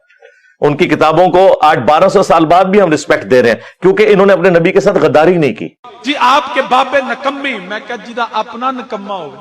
پتر تو کیوں فیل ہویا؟ ابا جی تواڈے دوست دا منڈا بھی فیل ہو گیا۔ ہاں بھائی دوئے فیل ہوئے ہو۔ وہ بندہ سی نا کوئی تے او دی جتی پئی منجی دے تھلے، جو پنجابی کہندے نے اپنی منجی تھلے ڈانگ پھیرو۔ او دا منڈا جدو دی اما مارے نا او منجی تھلے وڑدا سی، ابا جتی لین گیا اتو منڈا آ گیا، انہاں کہ ابا تینوں بھی اما ہی مارے۔ وہ تے ہے ہی مردود نا، انہوں تے چھڑ دو فارغ۔ ਹੁਣ ਮੈਂ ਕਿਹੜੇ ਪਾਸੇ ਜਾਵਾਂ? ਆਂਦਾ ਬਾਬੇ ਨਿਕੰਮੇ ਵੀ ਜਿਹਦਾ ਆਪਣਾ ਨਿਕੰਮਾ ਹੋਵੇ ਉਹਦੇ ਸਾਡਾ ਕੀ ਕਸੂਰ? बा खुदा दीवाना बाश बा मोहम्मद होशियार, तेरे बाबों ने रसूलुल्लाह की गुस्ताखी की हुई है। कहते जी मैं बाबों को नहीं मानता। किन को मानता हूं? किताबों को। बोलो सच बोलो। किताबों को उसको कहो जो सामने तुमने किताबों का ढेर लगा रखा है, उसमें से कुरान है अल्लाह का कलाम, बाकी सारी किताबें तेरे प्यो दिया ने। सरकार यही बात तो हम कर रहे हैं। हम उन बाबों को मानते हैं जो किताबों को मानते हैं। ये भी हमारे बाबे हैं, लेकिन देखें हमने उनको एहतराम से यहां रखा हुआ है। उनकी किताबों को आज 1200 साल बाद भी हम रिस्पेक्ट दे रहे हैं, क्योंकि इन्होंने अपने नबी के साथ गद्दारी नहीं की। इन्होंने कुरान और सुन्नत की तालीमात हम तक पहुंचाई हैं। तो हम उन बाबों को मानते हैं जो किताबों को मानते हैं। जो किताबों के गद्दार हैं उन बाबों को हम नहीं मानते। बिल्कुल सीधी सी बात। समझ आई दोनों? समझ आ रही है ना? हाँ, ये वो चीज है। वो हमारे बाबों की है। 2 नंबरी देखिए, साडा कुत्ता कुत्ता तोड़ा कुत्ता टॉमी। शायद इसलिए क्योंकि आदत ही हो गई है। बुखारी हमारे बाबे दी, तिरमिजी साडे बाबे दी, इब्ने माजा साडे बाबे दी, नसाई साडे बाबे दी किताबां पढ़ के सानू ही। तो ये जो इल्जाम बार बार मेरे ऊपर लगता है, किताबों की बात करता है तो बाबों की बेहुरमती करता है, ये किताबें भी बाबों ने लिखी हैं। ओ सरकार, जिद्दा लोकी कलमा पढ़ दे ओ मोहम्मद और ते मियां मोहम्मद बख्श और है ओ तुहाडे बाबे और बुखारी मुस्लिम और ये तो सारे वफादार हैं अपने पैगंबर के। तुम्हारे बाबे वो हैं जिन्होंने गद्दारियां की हैं। तो इस तरह तो ना करो कि दोनों चीजों को मिक्स करके पब्लिक को धोखा देने की कोशिश करो। कहते जी मैं बाबों को नहीं मानता। आगे भी टोरो ना, कुछ करना कुछ भी नहीं। तुम कैसे कह सकते हो बाबों को नहीं मानता? ये जो असूले हदीस हैं ये कुरान में आए हैं। ऊला, सानिया, सालिसा, राबिया, खामिसा, सादिसा और फिर साबिया, और फिर कहते हैं जी तखस्सुस फिल हदीस, तखस्सुस फिल फिक और तखस्सुस फिल तफसीर। ये हदीस सही है, ये हसन है, ये लिजात ही, ये गैर ही, ये मरफू है, मक्तू है, ये ज़ईफ है, ये मौजू है। ये सिर्फ अपना इल्मी रोब झाड़ने के लिए इस तरह की बातें करते हैं। ये तेरे बाप ने तुझे बताया क्या कुरान में आया? हमारे बाबों के बताया असूल हदीस पढ़ के हमें भौंकता है। यानी के तेरा बाबा चिश्ती रसूलुल्लाह वाला हमारे बाबों को नहीं। जी जी, बाबे तो शायद कोई नहीं अंबिया के मुकाबले पे। कहता जी बाबे, अच्छा फिर फक्की देंदा है, हालांकि उन्हें पता नहीं सुनिया ने पीपे रखे ने पर खोल दे नहीं। ना सरकार, मां ने ऐसा कोई बंदा नहीं जमाया, ना मरे हुओं में से ना जिंदों में से, जो इंजीनियर साहब के कुरान और सुन्नत के दलाइल का मुकाबला कर सके। इंजीनियर साहब का नहीं, इंजीनियर साहब जो कुरान और सुन्नत से दलाइल ला के रख रहे हैं। मुझे बताएं किसकी जुर्रत है कि चिश्ती रसूलुल्लाह या अशरफ रसूलुल्लाह का दिफा करे आके? ईमानदारी दी गल है, शुक्र करो असी गुजरां वाले दे सिर्फ पीपे खोल दईए ना फकीयां दे, ते फकी तले दबिया जाए। मस्ती कर रहे हैं। फक्की देंदा है, कहंदा जी लो फक्की की जी। वो जी अगर हैं बाबे तो बताओ आज वो डूबे को क्यों नहीं निकालते? मैं क्या वो तो वो बाबा था ना जिसने 12 साल के बाद तुम्हारी डूबी कश्ती को निकाला। तुम कहते आज वो बाबे किधर हैं? मैंने कहा बाबिया नु छड़, ए जवान वाला तू डुब ते ना धारां ते जो दे ले आखली। इधर जवाब मेरे कोल है। अगर कर सकते हैं तो ठीक है, फिर हमारी रिक्वेस्ट है कि इन सारे गोसों को आप मदद के लिए पुकारें कि YouTube के ऊपर जो रसूलुल्लाह की शान में गुस्ताखाना वीडियोस अपलोड हैं उन्हें डिलीट करवाएं, फिर मानेंगे इनकी बुजुर्गी। फक्की देनी है ना, तू डुब ते 12 साल नहीं 13वां साल भी पूरा करी ते मैं ना जवान तारा ते जो दे ले आके। और लानत है ਤੁਹਾਡੀ सोच उते। कुरान की तारीफ करने वाले लोगों, गद्दारों, इज्जतें अवेल की हैं तुमने रसूलुल्लाह के नाम के ऊपर। सवारियां सवार की तुमने मक्के और मदीने की आवाजें लगाकर, और फेंकी जाके अजमेर में, बगदाद में और देवबंद और बरेली के अंदर गद्दारी की है तुम लोगों ने अपने नबी के साथ। साडे कोल फकीर है, डुब सही तू तारा का मैं, बेटा तुमसे ना हो पाएगा। ते बाबा नहीं जवान, तो आ सही सामने रह गई गल कि जी नहीं ये कर, ये बाबे कहता जी कश्मीर फलस्तीन में तुम्हारे बाबे किधर हैं? लो एक और फकी ले लो। चलो चलो चलो जी फलस्तीन में, ये मैं इल्जामी जवाब दे रहा हूं, ये अकीदा नहीं है मेरा, ये मैं इल्जामी जवाब देता हूं कि जी फलस्तीन में तुम्हारे अली अजवेरी किधर हैं, तुम्हारे गौस पाक किधर हैं? اگر تم یہ اس طرح کہتے ہو کہ فلسطین میں آ کے تمہارے باپوں نے مدد نہیں کی تو الزامی جواب دے یہ ہے کہ کیا نعوذ باللہ ثم نعوذ باللہ ہم یہ کہہ سکتے ہیں کہ بدر میں فرشتوں کو اتارنے والے اللہ نے آج فلسطین میں فرشتے کیوں نہیں اتارے؟ یہ تو کرو نا، کر کے دسو. چڑیا اڑ سکتی ہے تو ولی کیوں نہیں اڑ سکتا؟ اڑو نا. ہاں ولیوں کے ماننے والے تو چڑیا سے تو بہتر ہے نا. تو چڑیا تو اڑتی ہے تو اے مننے والے کیوں نہیں اڑ دے؟ کیا ہم یہ کہہ سکتے؟ تو پھر ماتی ماری گئی ہے. چوڑیا جی تو منہ نہ متھا تے جن پاڑو لتھا. اگر بات ہو نا یہ بابے کیا کر سکتے ہیں تو میں امت مصطفیٰ کے بابے کی بات نہیں کرتا. حضرت سلیمان علیہ السلام قال الذی عنده علم من الکتاب، ارے وہ ایک بابا جس کو اللہ نے علم کا کتاب کا علم کا کچھ حصہ دیا، تخت بلقیس سینکڑوں میل دور تھا. اور یہ کسی کی کہانی نہیں، یہ قصہ نہیں. اگر وہی جو ہے وہ ہدایت ہے، قرآن ہدایت ہے. ہمارے بابے وہ ہیں. ارے سلیمان علیہ السلام کی قوم کا ایک شخص جو ولی نہیں تھا، جو نبی نہیں تھا، ولی تھا، ایک آنکھ پلک کے جھپکنے سے پہلے ہزاروں میل دور سے تخت لا سکتا ہے. وہ سلیمان کا امتی تھا، تو میرے مصطفیٰ کے امتی کی کیا بات ہے؟ مثلا ایک بندہ یہاں ہوا میں اڑنا شروع کر دے اور کہے کہ جی اس میں سے اب میں نے یہ نکالا ہے کہ آندھا کے بعد 2 + 2 5 ہوں گے، تو آپ کیا کہیں گے؟ آپ کہیں گے اڑ رہے اچھے ہو، ٹھیک ہے، اور اڑو، ٹھیک ہے، منار پاکستان پہ جاؤ، جدھر مرضی جاؤ. لیکن بات یہ کہ اس سے 2 + 2 5 نہیں ہوں گے، 2 + 2 4 رہیں گے. اس طرح جو قرآن و سنت کی تعلیمات ہیں وہ تو اپنی جگہ رہیں گی. یہ کرتب سے کیا ثابت کرنا چاہتے ہیں؟ مثلا ہم لوگوں کہتے ہیں کہ نماز رفع الیدین سے پڑھے، وہ کہتے ہیں تخت بلقیس آ گیا سی. تخت بلقیس کے آنے سے رفع الیدین کا کیا تعلق ہے؟ وہ بتانا یہ چاہتے ہیں کہ جو دین آپ ہمیں بتا رہے ہیں نا کتابوں میں، ہم نے یہ نہیں ماننے کیونکہ ہمارے ابے شعبتیں کر لیتے ہیں. ان شعبتوں کی وجہ سے وہ جو دین بتائیں گے وہ ٹھیک ہوگا، آپ کا دین ٹھیک نہیں ہوگا. ہم کہتے ہیں پھر رکو ذرا، صبر کرو، ٹھیک ہے، آج رفع الیدین چھوڑ دیتے ہیں، لاؤ وائٹ ہاؤس مارگلا کی پہاڑیوں پہ رکھو، مان لیں گے. اور ساتھ یہ پھر بتاؤ اگر نہ لا سکے تو رفع الیدین شروع کرنا ہی، تیرے ہوتے جنم لیا ہوتا، رفع الیدین پھر بھی تو نہیں شروع کرنا.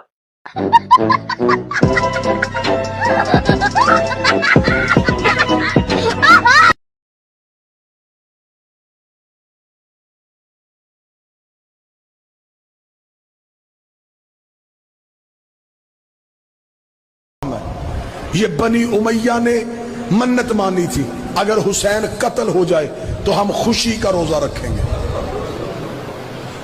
صرف 10 محرم فاقہ ہے دن ڈھلنے تک کا، وہ بھی محبت حسین میں کہ حسین بھوکے اور پیاسے تھے، تو لہٰذا ان کی بھوک اور پیاس کو یاد کرتے ہوئے انسان فاقہ رکھے اور وقت غروب سے پہلے فاقہ شکنی کرے شہادت کے وقت.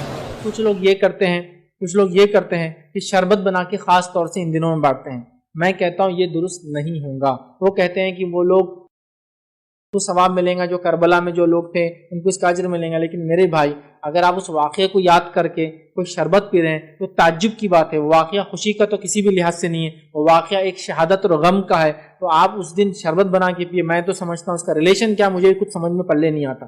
مطلب غم تو ایک الگ چیز ہوتی ہے. کوئی غم کے اندر واقعہ لوگ سے سناتے ہیں کہ وہ لوگ پیاسے تھے، ان کو پانی تک نہیں ملا، اور یہاں آپ لوگ شربتیں پلا رہے ہیں، یہاں لوگ آپ دودھ پلا رہے ہیں، آپ لوگوں کو دودھ کی شربت پلا رہے ہیں. یہ کون سا طریقہ؟ تو یہاں مسئلہ یہ کہ ایک طبقہ جو ہے مکمل غم میں چلا گیا اور دوسرا طبقہ مکمل خوشی میں چلا گیا. اس مہینے بہت غلط بات.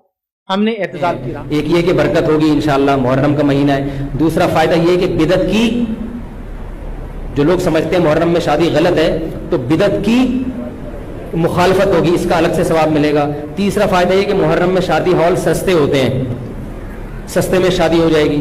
کیا خیال ہے؟ تو فائدہ ہی فائدے، مزے ہی مزے. اور رہا یہ مسئلہ کہ محرم میں شادی ہوئی اور خدا نخواستہ ناکام ہو گئی. ابھی لوگ یہ بھی کرتے ہیں، ناکام ہو جائے، محرم میں ہوئی تھی نا اس لیے، تو ان سے بولو بہت سے میرے علم میں ایسے ہیں جنہوں نے ربیع الاول میں کی تھی، ان کی بھی ناکام ہو.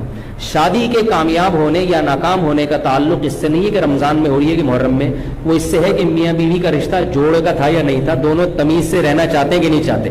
اگر دونوں تمیز سے رہنا چاہتے ہیں تو کہیں بھی نکاح ہوگا انشاءاللہ کامیاب ہوگا. اگر دونوں تمیز سے یا دونوں میں سے ایک میں اڑی ہے کہ کھانے پینے وغیرہ میں اضافہ کرنا یعنی بڑھانا. نمبر 8 غسل کرنا. نمبر 9 سرما لگانا اور ناخن کاٹنا.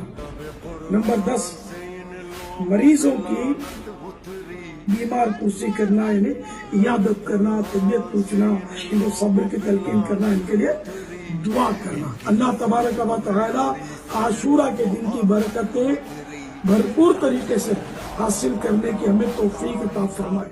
लेकिन ये रिवाज में कब पड़ा? ये हमारे यहाँ रिवाज में बाद के ज़माने में पड़ा है, और ये इन रिवायात को देखकर, जिसमें जो बुखारी की रिवायत मैंने आपके सामने पेश की है, इसको बहुत ज़्यादा उछाला गया, ख़ास तौर पर जब करबला का वाक़या हो गया।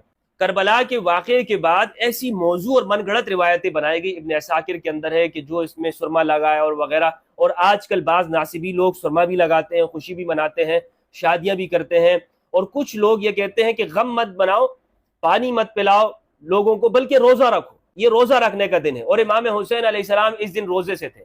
अल्लाह के बंदो, जब ये रोज़ा, हज़रत आयशा फरमाती हैं, आशूर का रोज़ा रमज़ान के रोज़े की वजह से ख़त्म हो गया। नबी सल्लल्लाहु अलैहि वसल्लम ने फरमाया जो रखता है रखे, जो नहीं रखता है तो ना रखे। तो फिर इसके ऊपर इतनी शिद्दत करने की और इसको इस तौर पर बयान करने की ज़रूरत क्या है? दीन में सख्ती की ज़रूरत क्या है?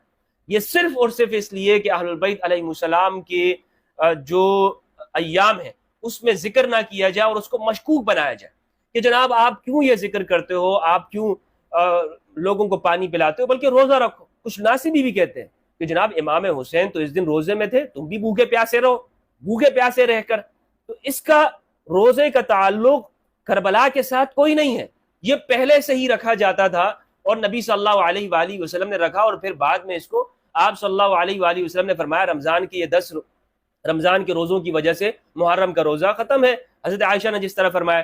तो इसमें किसी तरह से भी इसका कोई ताल्लुक करबला के वाक़ये के साथ नहीं है, जिसे बढ़ चढ़ कर आज हमारे यहाँ लोग शरीयत के तौर पर बयान करते हैं कि जनाब ये सुन्नत है वगैरह वगैरह। हरगिज़ इस तरह की कोई न फ़र्ज़ है न मुस्तहब है। नबी सल्लल्लाहु अलैहि वसल्लम ने फरमाया जो रखता है रखे, जो नहीं रखता है ना रखे।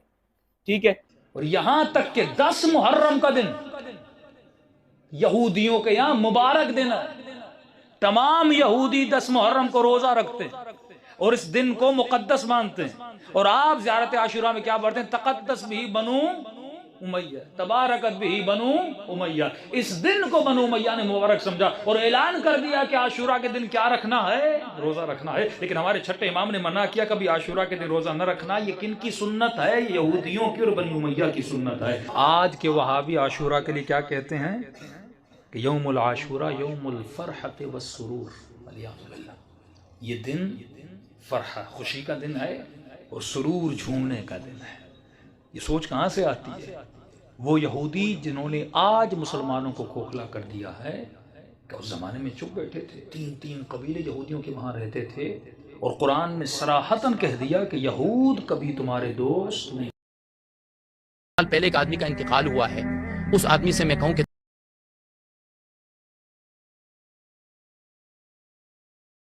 आले बैत का इमाम भी है, अबू बकर अज़हदो जाहिद भी है।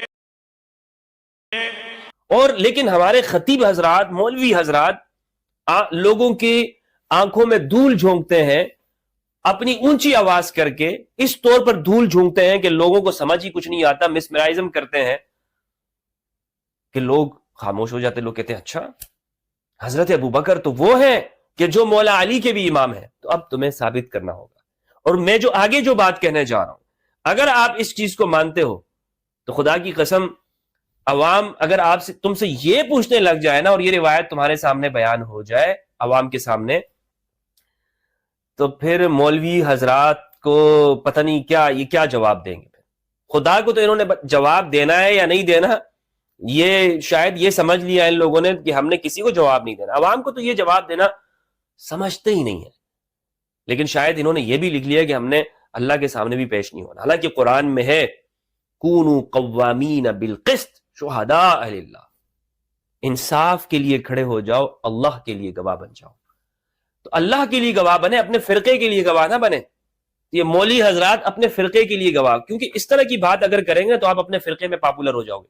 और अक्सरियत चूंकि सुन्नियों की है माशाअल्लाह, उनको हमने सुन कर रखा है कि वो लॉजिक दलील से तो उनको बात करना हमने सिखाई नहीं है कि वो सोचे भी, कि वो ये बात भी पूछें जो आज मैं आपके सामने बयान करने जा रहा हूं। अगर ये बात ऐसी है اور ہم اس کو مان لیتے ہیں کہ مولا علی نے حضرت ابوبکر رضی اللہ عنہ کے پیچھے نمازیں پڑھی ہیں، تو اب آگے جو سوال پیدا ہو رہے ہیں وہ سوال پھر میں آپ کے سامنے پیش کرنا چاہوں گا۔ وہ یہ ہے کہ میں آپ سے یہ کہنا چاہتا ہوں کہ اگر آپ یہ کہتے ہیں کہ مولا علی نے حضرت ابوبکر کے پیچھے نمازیں پڑھی ہیں، تو رسول اللہ صلی اللہ علیہ وآلہ وسلم نے خود عبد الرحمن ابن عوف صحابی ان کے پیچھے نمازیں پڑھی، نماز پڑھی ہے، نمازیں نہیں، بہت ساری نمازیں نہیں، ایک نماز پڑھی ہے، لیکن بہرحال نماز پڑھی ہے عبد الرحمن بن عوف رضی اللہ عنہ کے پیچھے۔ اب مجھے بتائیں مولوی صاحب، کیا آپ یہ کہیں گے کہ اگر حضرت ابوبکر مولا علی کی بھی امام ہیں، کیونکہ مولا علی نے پیچھے نمازیں پڑھی ہیں، تو کیا مولوی جی آپ یہ کہیں گے کہ عبد الرحمن ابن عوف وہ رسول اللہ کے امام ہیں کیونکہ رسول اللہ نے پیچھے نماز پڑھی ہے؟ اس طرح تو آپ کی منطق کے اعتبار سے عبد الرحمن ابن عوف امام الانبیاء ہوئے علیہ باللہ۔ یہ جملہ آپ کہیں تاکہ پھر آپ کے اوپر پھر لگے، یہ جملہ آپ کہہ کے دکھائیں کہ عبد الرحمن ابن عوف کے پیچھے چونکہ رسول اللہ نے نماز پڑھی ہے صلی اللہ علیہ وآلہ وسلم فداہ ابی و امی، اگر آپ یہ کہتے ہیں تو پھر اس کا مطلب یہ کہ عبد الرحمن ابن عوف وہ زیادہ افضل ہوئے، وہ زیادہ افضل ہوئے رسول اللہ صلی اللہ علیہ وآلہ وسلم سے بھی، کیونکہ حضور نے ان کے پیچھے نماز پڑھ لی۔ اب یہ کہاں لکھا ہوا ہے؟ یہ ہے جناب صحیح مسلم کے اندر۔ کہاں ہے؟ صحیح مسلم۔ اور کہتے ہیں صحیح مسلم کی تمام روایات صحیح ہیں۔ صحیح مسلم کی حدیث ہے 952، نماز کے احکام و مسائل کے اندر ہے، اور آپ یہ کسی بھی ویب سائٹ پہ بھی دیکھ سکتے ہیں یا جو ایپس ہیں اس میں آپ دیکھ سکتے ہیں صحیح مسلم کی روایت۔ ابن شہاب کہتے ہیں عباد بن زید سے ان عروۃ بن المغیرہ ابن شعبہ، انہوں نے روایت کی اخبرہ ان المغیرۃ بن شعبہ اخبرہ انہ غزا مع رسول اللہ صلی اللہ علیہ وآلہ وسلم۔ مختصر یہ کہ یہ حدیث مغیرہ بن شعبہ سے روایت ہے۔ کس سے روایت ہے؟ مغیرہ بن شعبہ سے۔ ترجمہ میں آپ کے سامنے رکھتا ہوں۔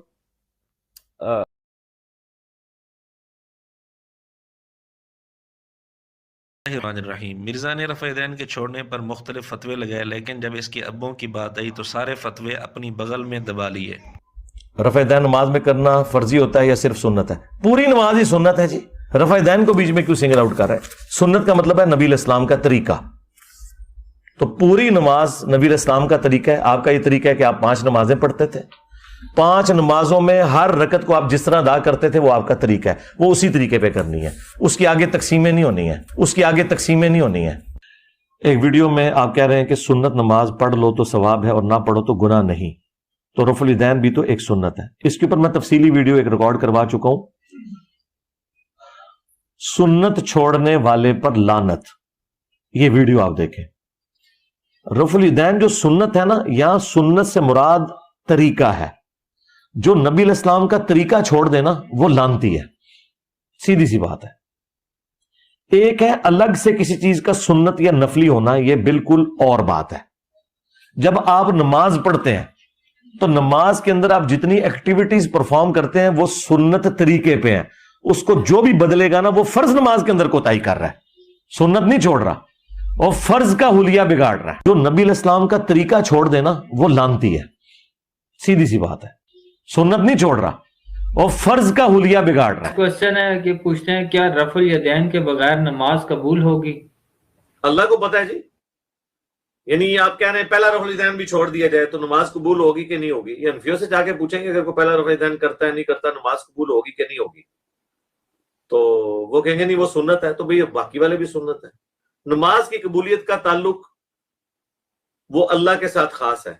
ہم جنرل یہ بتائیں گے کہ اس کی نماز رسول اللہ والی نماز نہیں ہے، اس کی نماز رسول اللہ والی نماز نہیں ہے۔ مرزا نے پہلی بات یہ کی کہ جی یہ تقسیمیں نہیں کرنی چاہیے کہ نماز کے اندر یہ عمل سنت ہے، یہ فرض ہے، واجب ہے، لیکن جب اس کے ابوں کی بات آئے گی تو مرزا خود تقسیمیں کرے گا۔ اسی طرح مرزا نے کہا رفع دین چھوڑنے والا لعنتی ہے، فرض نماز کا حلیہ بگاڑنے والا ہے، اور یہ نماز رسول اللہ صلی اللہ علیہ وسلم والی نماز نہیں ہے، لیکن جب اس کے ابوں کی بات آئے گی تو یہ تینوں فتوے اپنی بغل میں دبا لے گا۔ وہ اس طرح کہ اس کے ابے نماز کے آخر میں سلام کے وقت چہرے کو دائیں طرف اور بائیں طرف نہیں پھیرتے، جبکہ یہ عمل صحیح احادیث میں موجود ہے، جیسے سنن نسائی حدیث نمبر 1143۔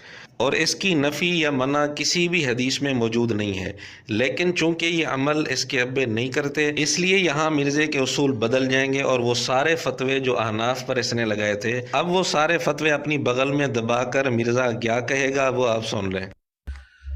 اہل تشیع بھائی نماز کے اختتام پر دائیں اور بائیں گردن گھما کر سلام نہیں کرتے، کیا ایسا درست ہے؟ دونوں طریقے درست ہیں، نہیں ان کے ہاں تو روایتیں ہیں، اہل سنت کے ہاں بھی ایک آدھ روایت ہے، گو اس کی سند کے اوپر کلام ہے، لیکن اہل تشیع کے ہاں بھی سلام پھیرا جاتا ہے۔ ثاقب اکبر صاحب جو پچھلے دنوں فوت ہوئے، اللہ تعالیٰ ان کی مغفرت کرے، وہ کہتے ہیں میں نے خود خامنائی صاحب کے پیچھے ایران میں نماز پڑھی ہے، انہوں نے دائیں اور بائیں سلام پھیرا ہے۔ دونوں طریقے ان کے نزدیک درست ہیں، لیکن چونکہ ایک فرقہ واریت ہو گئی ہے تو وہ زیادہ تر ایک چیز کو پروموٹ کر رہے ہیں۔ بہرحال تشہد کے بعد نماز سے نکلنا خواہ اس طریقے سے خواہ سلام پھیر کے نماز کو مکمل کر دیتا ہے۔ جی ناظرین، یہاں چونکہ مرزے کے ابوں کا مسئلہ تھا اس لیے مرزے نے کہا دونوں صورتوں میں نماز مکمل ہے۔ مرزا تسلیم بھی کر رہا ہے کہ چہرہ دائیں بائیں نہ پھیرنے پر کوئی صحیح حدیث موجود نہیں ہے، اس کے باوجود مرزا کہتے ہیں دونوں صورتوں میں نماز مکمل ہے، دائیں بائیں چہرہ نہ بھی پھیرا جائے تو بھی نماز مکمل ہو جاتی ہے۔ یہاں مرزے نے یہ نہیں کہا کہ یہ رسول اللہ صلی اللہ علیہ وسلم والی نماز نہیں ہے، یہاں مرزے نے یہ نہیں کہا کہ اس سنت کو چھوڑنے والا لعنتی ہے، یہاں مرزے نے یہ نہیں کہا کہ یہ فرض کا حلیہ بگاڑ رہا ہے، کیونکہ یہاں وہ اصول نہیں چلیں گے جو اس نے احناف کے خلاف بنائے تھے، کیونکہ یہاں اس کے ابوں کا مسئلہ ہے، یہاں اصول اور ہوگا۔ تو یہاں وہی بات ہے کہ ضد میں آ کے اہل تشیع نے سلام پھیرنا ہی چھوڑ دیا ہے، لیکن سلام پھیرتے ہیں، وہ نماز ہمارے نزدیک مکمل ہو جاتی ہے اگر کوئی یوں بھی السلام علیکم ورحمۃ اللہ کہتا ہے، کیونکہ نماز اس سے مکمل کرنی ہے، لیکن یہ پھر ایسے کرنا یہ سنت ہے، السلام علیکم کہنا ضروری ہے، تو وہ بھی کہتے ہیں۔ جی ناظرین، دیکھا جب اپنے ابوں کی بات آئی تو تقسیم بھی درست ہو گئی کہ یہ عمل سنت ہے، یہ ضروری ہے، چہرے کو دائیں بائیں پھیرنا یہ سنت ہے اور سلام زبان سے کہنا ضروری ہے۔ اب یہ تقسیمیں درست ہو گئیں کیونکہ اس نے اپنے ابوں کو بچانا تھا، اپنے ابوں کے لیے اصول اور تھا۔ جب احناف کی بات آئی تھی تو کہتے ہیں نہیں نہیں، یہ تقسیمیں نہیں کرنی چاہیے۔ اب جب اپنے ابوں کی بات آئی تقسیم درست ہو گئی، اور یہاں اس نے یہ نہیں کہا کہ یہ سنت عمل ہے اور اس کا چھوڑنے والا لعنتی ہے جیسے احناف پر اس نے فتویٰ لگایا تھا، یہاں اس طرح کی کوئی بات نہیں کی اور نہ ہی یہ کرے گا۔ اور اسی طرح یہ بھی یہاں اس نے نہیں کہا کہ جو سلام کے وقت دائیں طرف بائیں طرف چہرہ نہیں پھیرتا وہ لعنتی ہے، وہ نماز کا حلیہ بگاڑ رہا ہے اور یہ نماز رسول اللہ صلی اللہ علیہ وسلم والی نماز نہیں ہے، اس طرح کی کوئی بات نہیں کی اس نے اور نہ ہی یہ کرے گا۔ یہی منافقت آپ کے سامنے واضح کرنی تھی۔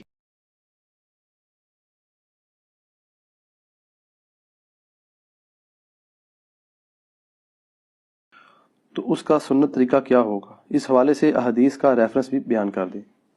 دیکھیں قرآن میں یہ ٹاپک کئی دفعہ ڈسکس ہوا ہے، لا یکلف اللہ نفسا الا وسعہا۔ اللہ تعالیٰ کسی جان کو پہ اس کی حیثیت سے بڑھ کر بوجھ نہیں ڈالتا، جتنی اس کی کمپیٹنسی ہے نا سہنے کی۔ ظاہر ہے آپ کو حسین ابن علی کی طرح نہیں آزمایا جائے گا کیونکہ ہماری آپ کی کمپیٹنسی نہیں ہے۔ ان کو اس لیے آزمایا گیا کہ ان کے اس عہدے کو جسٹیفائی کرنا تھا کہ جنتی نوجوانوں کے سردار ہیں، جو جامعہ ترمذی میں حدیث ہے۔ تو آپ کو تو چھوٹی موٹی آزمائش میں ہی ڈالا جائے گا نا۔ تو اس آیت کے تحت اگر کوئی مجبوری ہے تو اس مجبوری میں اللہ تعالیٰ ٹالریٹ کرتا ہے معاملات کے اندر۔ تو آپ یہ دیکھیں کہ آسانی اللہ نے دی ہے کہ کسی جان پہ اس سے بڑھ کر بوجھ نہیں ڈالنا۔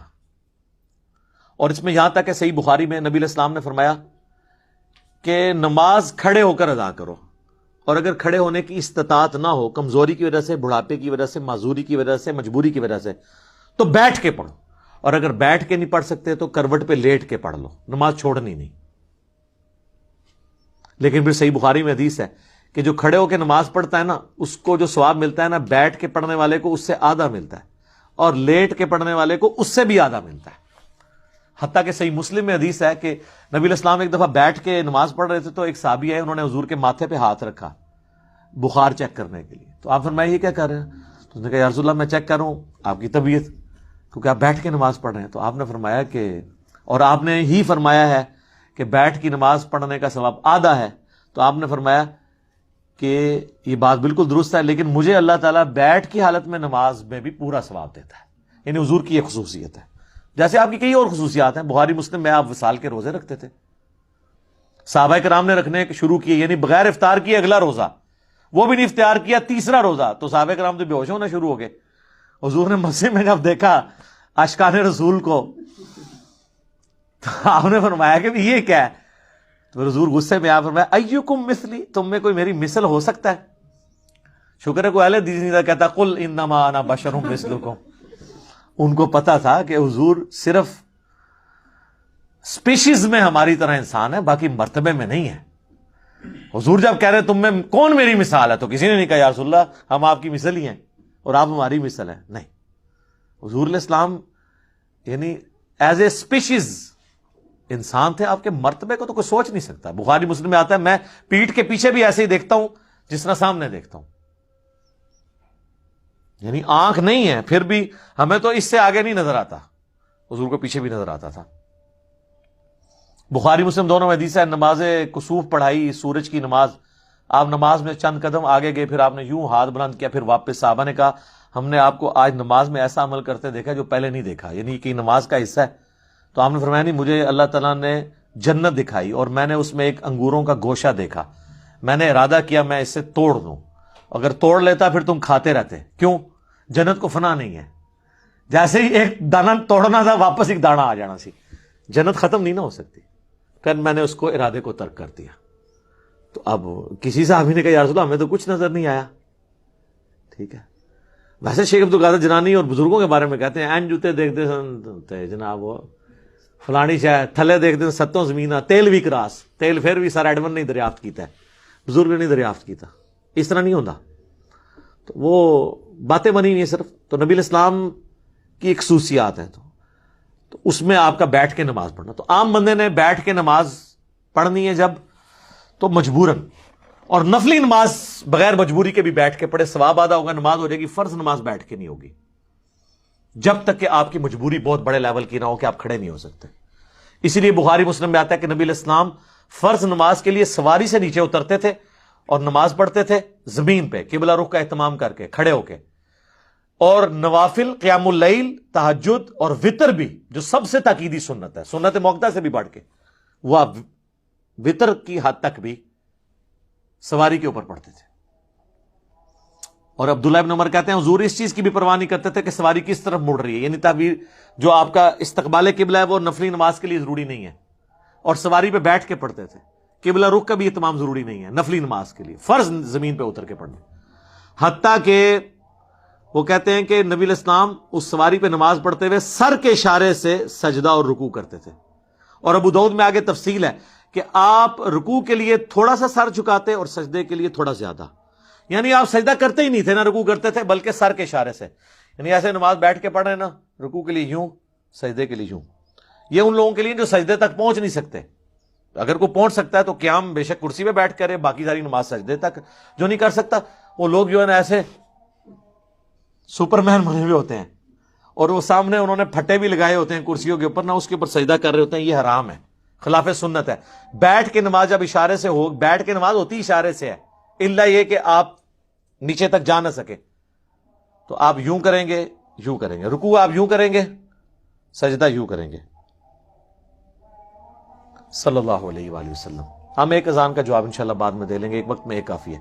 تو یہ آپ کے بیٹھ کے نماز کا طریقہ ہے. صحیح بخاری میں آتا ہے کہ حضرت عبداللہ بن عمر کے ساتھ ایک شخص نے نماز پڑھی, وہ تشہد میں بیٹھا تو چوکڑی مار کے چار زانوں بیٹھ گیا, آلتی پالتی مار کے نا. تو سلام پھیر کے انہوں نے کہا یہ تو کیا کر رہا ہے؟ ان کا جی حضرت میں نے آپ کو بھی دیکھا ہے اس طرح. ان کا نبی علیہ السلام نے تو ہمیں یہ حکم فرمایا کہ ہم دایاں پاؤں کھڑا کریں, بائیں پہ بیٹھیں. تو جو تو نے مجھے دیکھا ہے نا وہ اس لیے کہ میرے پاؤں میں درد تھا, میں اس طرح بیٹھ نہیں سک رہا تھا, میرے پاؤں میرا وزن اٹھا نہیں سک رہے تھے, تو میں نے مجبوراً آلتی پالتی مار کے بیٹھا ہوں. تو یہ بعض لوگ جب بیٹھ کے نماز پڑھتے ہیں, بعض لوگ آلتی پالتی مار کے بھی بیٹھتے ہیں. نہیں, بیٹھ کے جب آپ نے نماز زمین پہ بیٹھ کے پڑھنی ہے تو تشہد کی حالت میں بیٹھ کے نماز پڑھنی ہے. ٹھیک ہے, اگر آپ ہاتھ باندھ کے کریں گے تو وہ تو ٹھیک ہے, اگر آپ نے ہاتھ چھوڑ کے نماز پڑھنی ہے تو آپ نے ہاتھ اپنے زانوں پہ ہی رکھنے ہیں قیام کی حالت میں. ٹھیک ہے, یہ تو اب چھوٹے مسئلے رہ گئے نا, ہاتھ باندھ کے ہاتھ چھوڑ کے نماز پڑھو صحیح. ٹھیک ہے, تو بیٹھ کے نماز پڑھنے میں آپ نے یہ چیز, لیکن فرض نماز کے لیے ضروری ہے قبلہ رخ کا اہتمام کرنا. باقی لیٹنے کے لیے بھی نماز بعض اوقات بیٹھ کے بھی نہیں کو پڑھ سکتا, لیٹنے کے لیے پھر یہ ہے کہ اس کی چرپائی قبلہ رخ کر دی جائے, اس کی ٹانگیں قبلے کی طرف ہوں اور یہاں پیچھے تکیہ رکھ لیں کہ چہرہ اس کا قبلے کی طرف ہو. پھر یہ نہیں آپ کہیں گے کہ یہ کعبے کی طرف ٹانگیں ہو گئی ہیں, اس کا پھر شرعی عذر ہے, تو آپ اس طریقے سے وہ نماز پڑھے گا.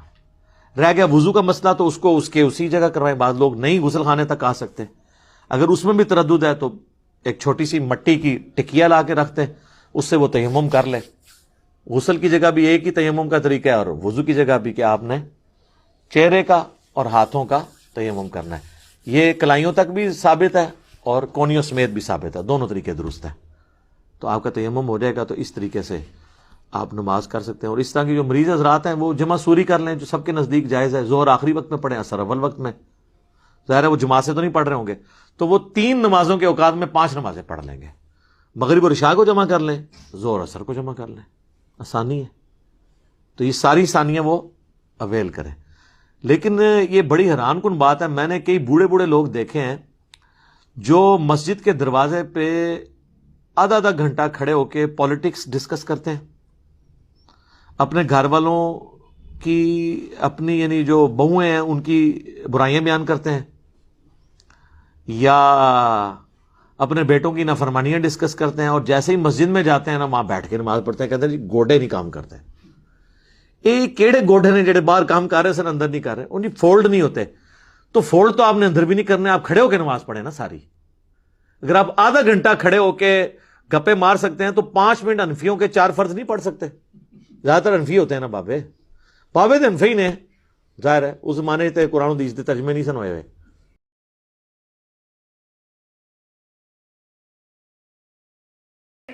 کہ اے حنفیو, تم نماز میں رفع الیدین کے قائل نہیں ہو, نماز میں رفع الیدین نہیں کرتے, حالانکہ رفع الیدین کی حدیثیں بہت زیادہ ہیں.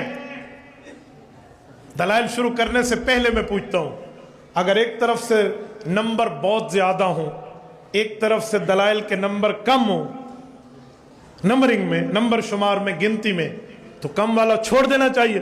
کہتے ہیں ہاں. میں نے کہا پکا؟ کہتے ہیں پکا. میں نے کہا اب توجہ رکھنا, اب تو کہروڑ پکا ہو جائے گا, پکا نہیں ہوگا. میں تجھے جواب دینے لگا ہوں. اونٹ کا گوشت کھانا چاہیے؟ کہتے ہیں منع ہے. 1,24,000 پیغمبروں میں 1,23,999 پیغمبر میں منع ہے. تو میں نے کہا اونٹ کا گوشت امت محمدیہ میں کہتے جائز ہے. میں نے کہا زیادہ نمبر تو اس طرف ہے تو اونٹ چھوڑ دے. غنیمت کا مال حلال یا حرام؟ کہتے ہیں امت پہ کھانا منع تھا 1,23,999 پیغمبر کی شریعت میں. حضور نے فرمایا احلت لی الغنائم, میرے پاک پیغمبر کی خصوصیت یہ ہے امت کے لیے غنیمت کا مال حلال ہے. زیادہ نمبر تو اس طرف ہے, اب چھوڑ دے گا.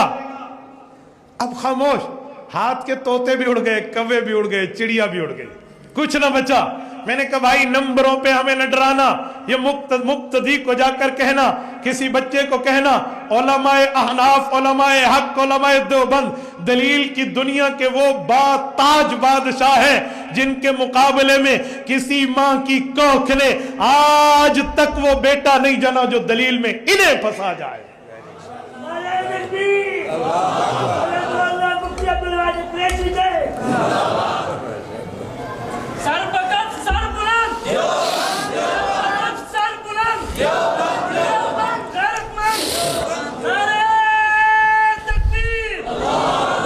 میں نے کہا نمبرنگ نہ سنا, آؤ دلیل کی دنیا میں بات کرتے ہیں. رفع الیدین اللہ کے رسول سے ثابت ہے, میں مانتا ہوں. کوئی جاہل مطلق ہوگا جو کہے گا ثابت نہیں ہے, میں مانتا ہوں پیغمبر کریم نے رفع الیدین فرمایا ہے, لیکن یہ بتا حضور نے ہمیشہ کیا ہے؟ پوری دنیا کی کسی صحیح حدیث میں یہ لفظ نہیں ہے پیغمبر نے ہمیشہ کیا ہے.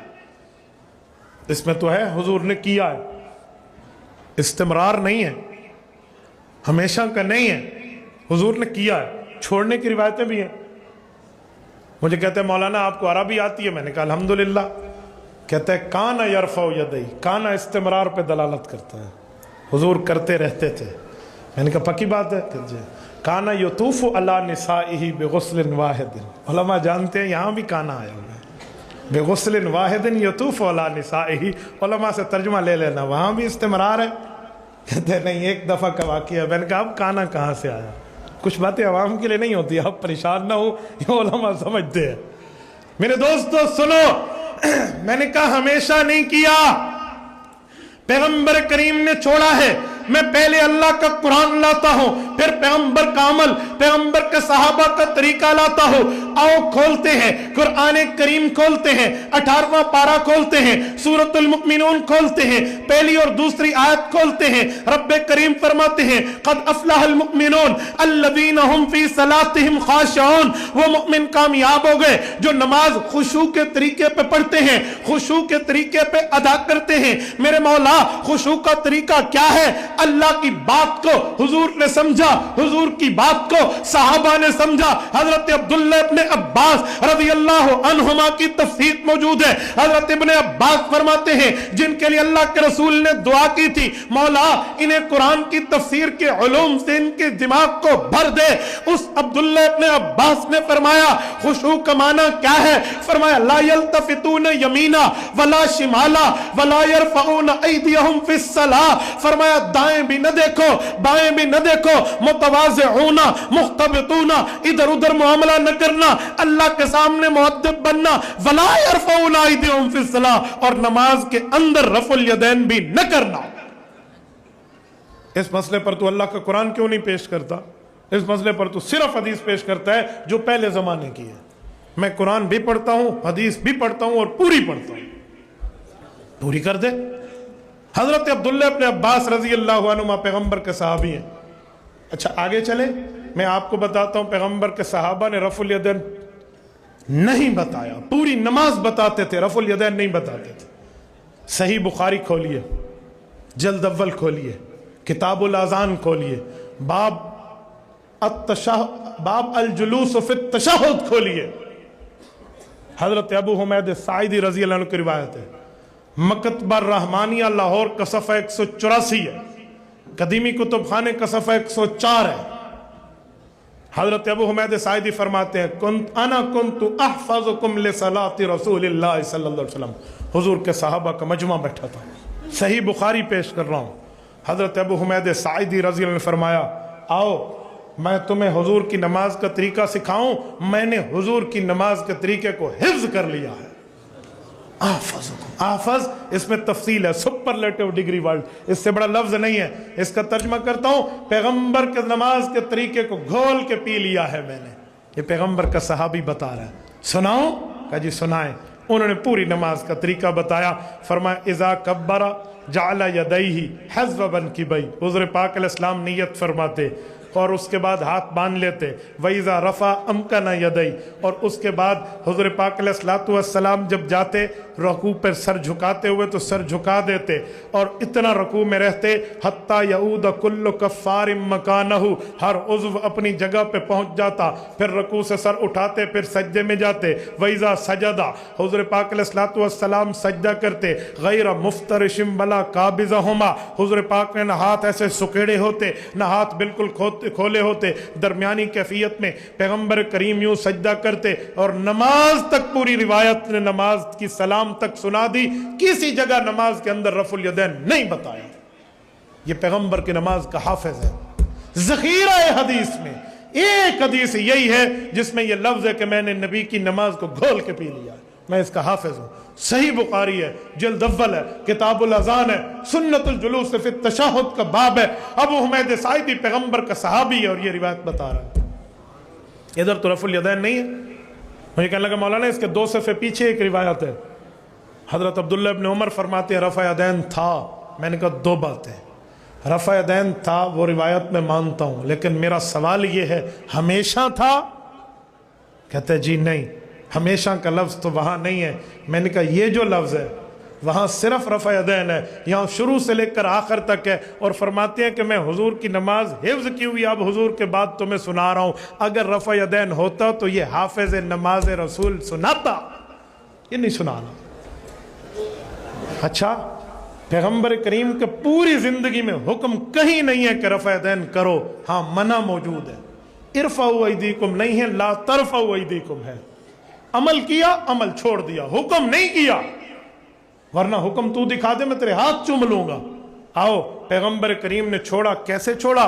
सही मुस्लिम जिल्द नंबर 1 किताबुस सलात खोलिए, इमाम मुस्लिम रहमहुल्लाह 3 हदीसें लाए हैं, 2 हदीसें सलाम के बारे में, 1 हदीस पूरी नमाज के बारे में। इमाम मुस्लिम रहमहुल्लाह फरमाते हैं, हजरत जाबिर इब्न समूरा कहते हैं, खरज रसूलुल्लाह व कुन्ना सल्लैना, हुजूर पाक तशरीफ लाए, हम नमाज पढ़ रहे थे, पैगंबर करीम ने फरमाया, माली अराकुम राफी ऐदीकुम, अब रफ़ा दैन क्यों कर रहे हो, मत करो, कान्नहा अज़नाब खैलिन शम्स, अब तो ये शरीर घोड़ों के दुम की तरह तुम हाथ हिला रहे हो।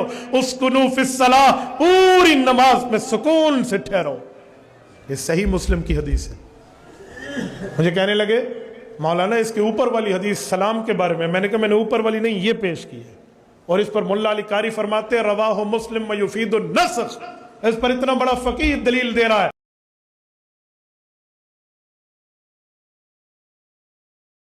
मांगने से बंदा क्या काफिर हो जाता है? बाज लोग कहते हैं अल्लाह अल्लाह, माँ से मदद मांगो, बाप से मदद मांगो, स्कूटर चोरी हो जाए तो पुलिस वाले से मदद मांगो, गौस पाक से मदद मांगो, वली से मदद मांगो, तो ईमान ही चला गया। कैसी अजीब यार मत मारी गई है, सच्ची बोलता हूँ, मत मारी गई है। ऐसा कुछ भी नहीं है। औलिया किराम से मदद मांगना कोई मसला ही नहीं है, तो कुरान करीम से साबित है। वो मदद मांगे रहमतुल्लाह अलैहि ने लिखा है, जिसमें 4 के नाम लिए, इसमें शेख अब्दुल कादिर जिलानी का भी नाम है, गौस पाक का भी, कि ये कब्र में होने के बावजूद ये तसर्रुफ करते हैं, यानी ये अल्लाह के दिए हुए इख्तियारात इस्तेमाल करते हुए ये मदद वगैरह फरमाते हैं। और कुरान के पहले सफ़े पे लिखा है, इय्याका नअबुदु व इय्याका नस्तईन, ऐ अल्लाह इबादत भी तेरी करते हैं और दुआ भी तुझसे। एक तो ज़ाहिर इसबाब है, वो तो आप काफिर से भी ले लें, व ताअवनु अलल बिर्रि वत्तक़वा व ला ताअवनु अलल इस्मि वल उद्वान। लेकिन एक ये है कि वो तो आप फरिश्ते से भी मदद नहीं मांग सकते। बारिश बरसाने की ड्यूटी फरिश्तों के पास है, लेकिन बारिश आप अल्लाह से मांगेंगे, फरिश्तों से मांगेंगे तो मुशरिक हो जाएंगे। और इबादत के अंदर दुआ शामिल थी, फिर भी अल्लाह ने अलग से जिक्र किया, जरूरत कोई नहीं थी जिक्र करने की, लेकिन अल्लाह को पता था ज्यादा शिर्क इसमें आना है। इय्याका नअबुदु व इय्याका नस्तईन, क्योंकि अबू दाऊद में, तिरमिज़ी में, नसाई में हदीस मौजूद है, अद्दुआउ हुवल इबादा, दुआ ही इबादत है। फिर हुजूर ने अपनी बात की दलील में आयत पढ़ी, सूरतुल मुमिन, जिसे सूरह गाफिर कहते हैं, आयत नंबर 60, उदउनी अस्तजिब लकुम, ऐ मेरे बंदो मुझसे मांगो मैं तुम्हारी दुआ को कबूल करूंगा। इन्नल लज़ीना यस्तकबिरूना अन इबादती, बेशक जो लोग मुझसे दुआ करने में, इबादत में तकब्बुर करते हैं, मैं उन्हें ज़लील ख्वार करके जहन्नम में दाखिल करूंगा। अल्लाह ने दुआ ना करने को कहा कि इबादत से तकब्बुर है, तो दुआ क्या हुई? इबादत। तो लिहाजा शेख अब्दुल कादिर जिलानी से कोई दुआ करेगा तो गोया वो उनकी इबादत कर रहा है। और दूसरी बात, यहां पे अल्लाह ताला ने सिर्फ उनकी इबादत को कंडेम नहीं किया, बल्कि कहा माला यमलिकु लकुम बर्रुन वला नफ़ा, ईसा और उनकी मां ना तो तुम्हारे किसी नफे के मालिक है ना नुकसान के। तो इबादत तो रह गया बाद की बात। अल्लाह कह रहा है ईसा और उनकी मां मुश्किल कुशा नहीं है। तो अगर ईसा इब्ने मरियम और उनकी मां मुश्किल कुशा नहीं है, तो बाबे शाही कोई नहीं, बाबे शाही कोई नहीं। या मानो कि अब्दुल कादिर जिलानी का मर्तबा हजरत ईसा से ज्यादा है? वो ईसा इब्ने मरियम जो मुर्दों को अल्लाह के इज़्न से जिंदा कर देते थे, इतना बड़ा मोर्जा किसी पैगंबर को नहीं दिया गया, बगैर बाप के पैदा हुए। वो मानते इसलिए नहीं है कि वो ये समझते हैं कि अगर हमने ये बात मान ली ना तो हमारे बुजुर्गों को ये बातें क्यों नहीं समझ आई हैं जो इसको समझ आ गई हैं। तो मेरे भाई यही तो बात करते थे यहूदी भी, कि ईसा इब्ने मरियम जो बातें कर रहे हैं, हजरत ईसा इब्ने मरियम तो नौजवान थे, उनके बाबे तो इतने बूढ़े थे यहूदियों के उलमा, और वो जाके उनको चैलेंज करते थे यरूशलेम के अंदर बैतुल मक़दिस में जाके। उनके खुतबात आप देखें, वो तो बल्कि ईरान वालों ने तो एक फिल्म पूरी बना दी है जिसमें ईसा इब्ने मरियम ने जब उलमा यहूद से जाके गुफ्तगू करनी शुरू की है, वो आप देखें तो सही कितनी जबरदस्त गुफ्तगू करते हैं, और एंड पे वो उनको कत्ल करने के लिए वो चढ़ दौड़ते हैं उन पे, वो तो फिर अल्लाह ताला उनको उनकी नजरों के सामने से गायब कर देता है। खैर वो खामोश हो गए जब उनको ये पेश किया। बाकी मानना ना मानना, जिंदगी में कभी कोई चीज काम आ जाती है, हो सकता है जिंदगी किसी मौके पे बात समझ। अरे दोस्तों, हमारे पास आपको LED मिलेगी।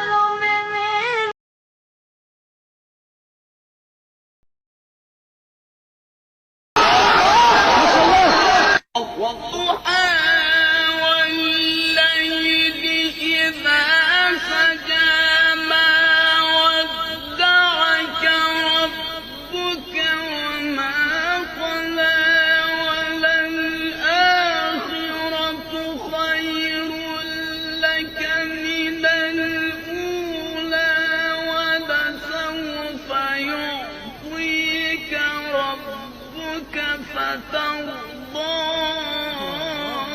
ألم يجدك يتيما فآوى ووجدك ضالا فهدى ووجدك عائلا فأغنى فأما اليتيم فلا تقهر وأما السائل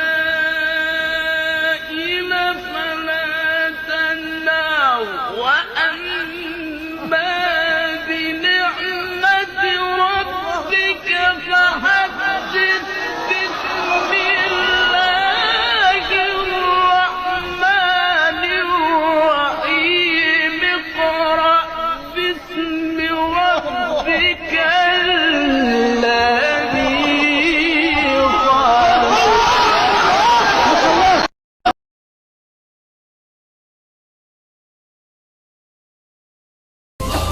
Her yer ihtilaf, şer ve istilaf. Bence bir liman. Gerçekte kitapta yazılı bu Kur'an. Kurban, hurdaç, flow, mus'ab. Anlatır hak kitap, yalan ve hakikat. Cabası tarikat. Sana yobaz derler, böyle olmaz derler. Onlar gibi düşünmedikçe çoban derler. Biz Müslümanız, düşüncemiz hüsnü zandır. Bak istediğin güçle saldır. Biz Rabbe müptelayız. İşimde Allah, dilimde Allah, zikrimde Allah, fikrimde Allah, aklımda Allah, aşkımda Allah, aslımda Allah, kanımda Allah. Hasbi Rabbi Cellallah, ma fi kalbi gayrullah. Nur Muhammed sallallahu, la ilahe illallah. Hasbi Rabbi Cellallah.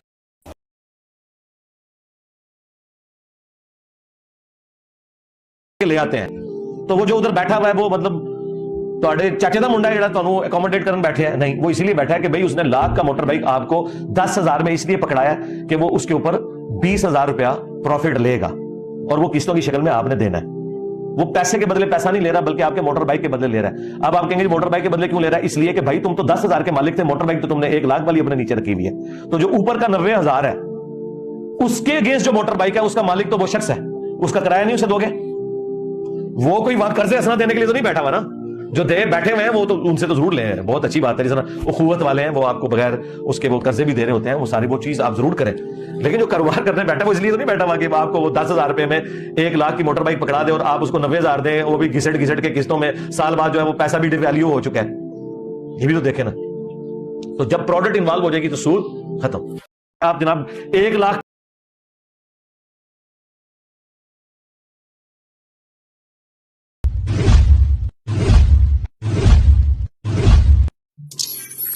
जिन लोगों ने अपने दीन के हिस्से बखरे कर लिया और खुद भी कई कई फिरके हो गए, उनसे तुमको कुछ काम नहीं, उनका काम अल्लाह के हवाले। फिर जो जो कुछ वो करते रहे हैं वो उनको सब बताएगा।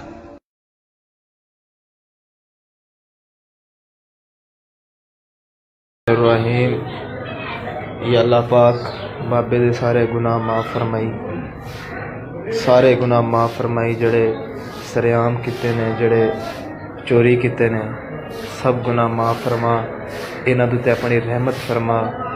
ठीक है, आमीन सुम्मा आमीन। कादियानियों के हवाले से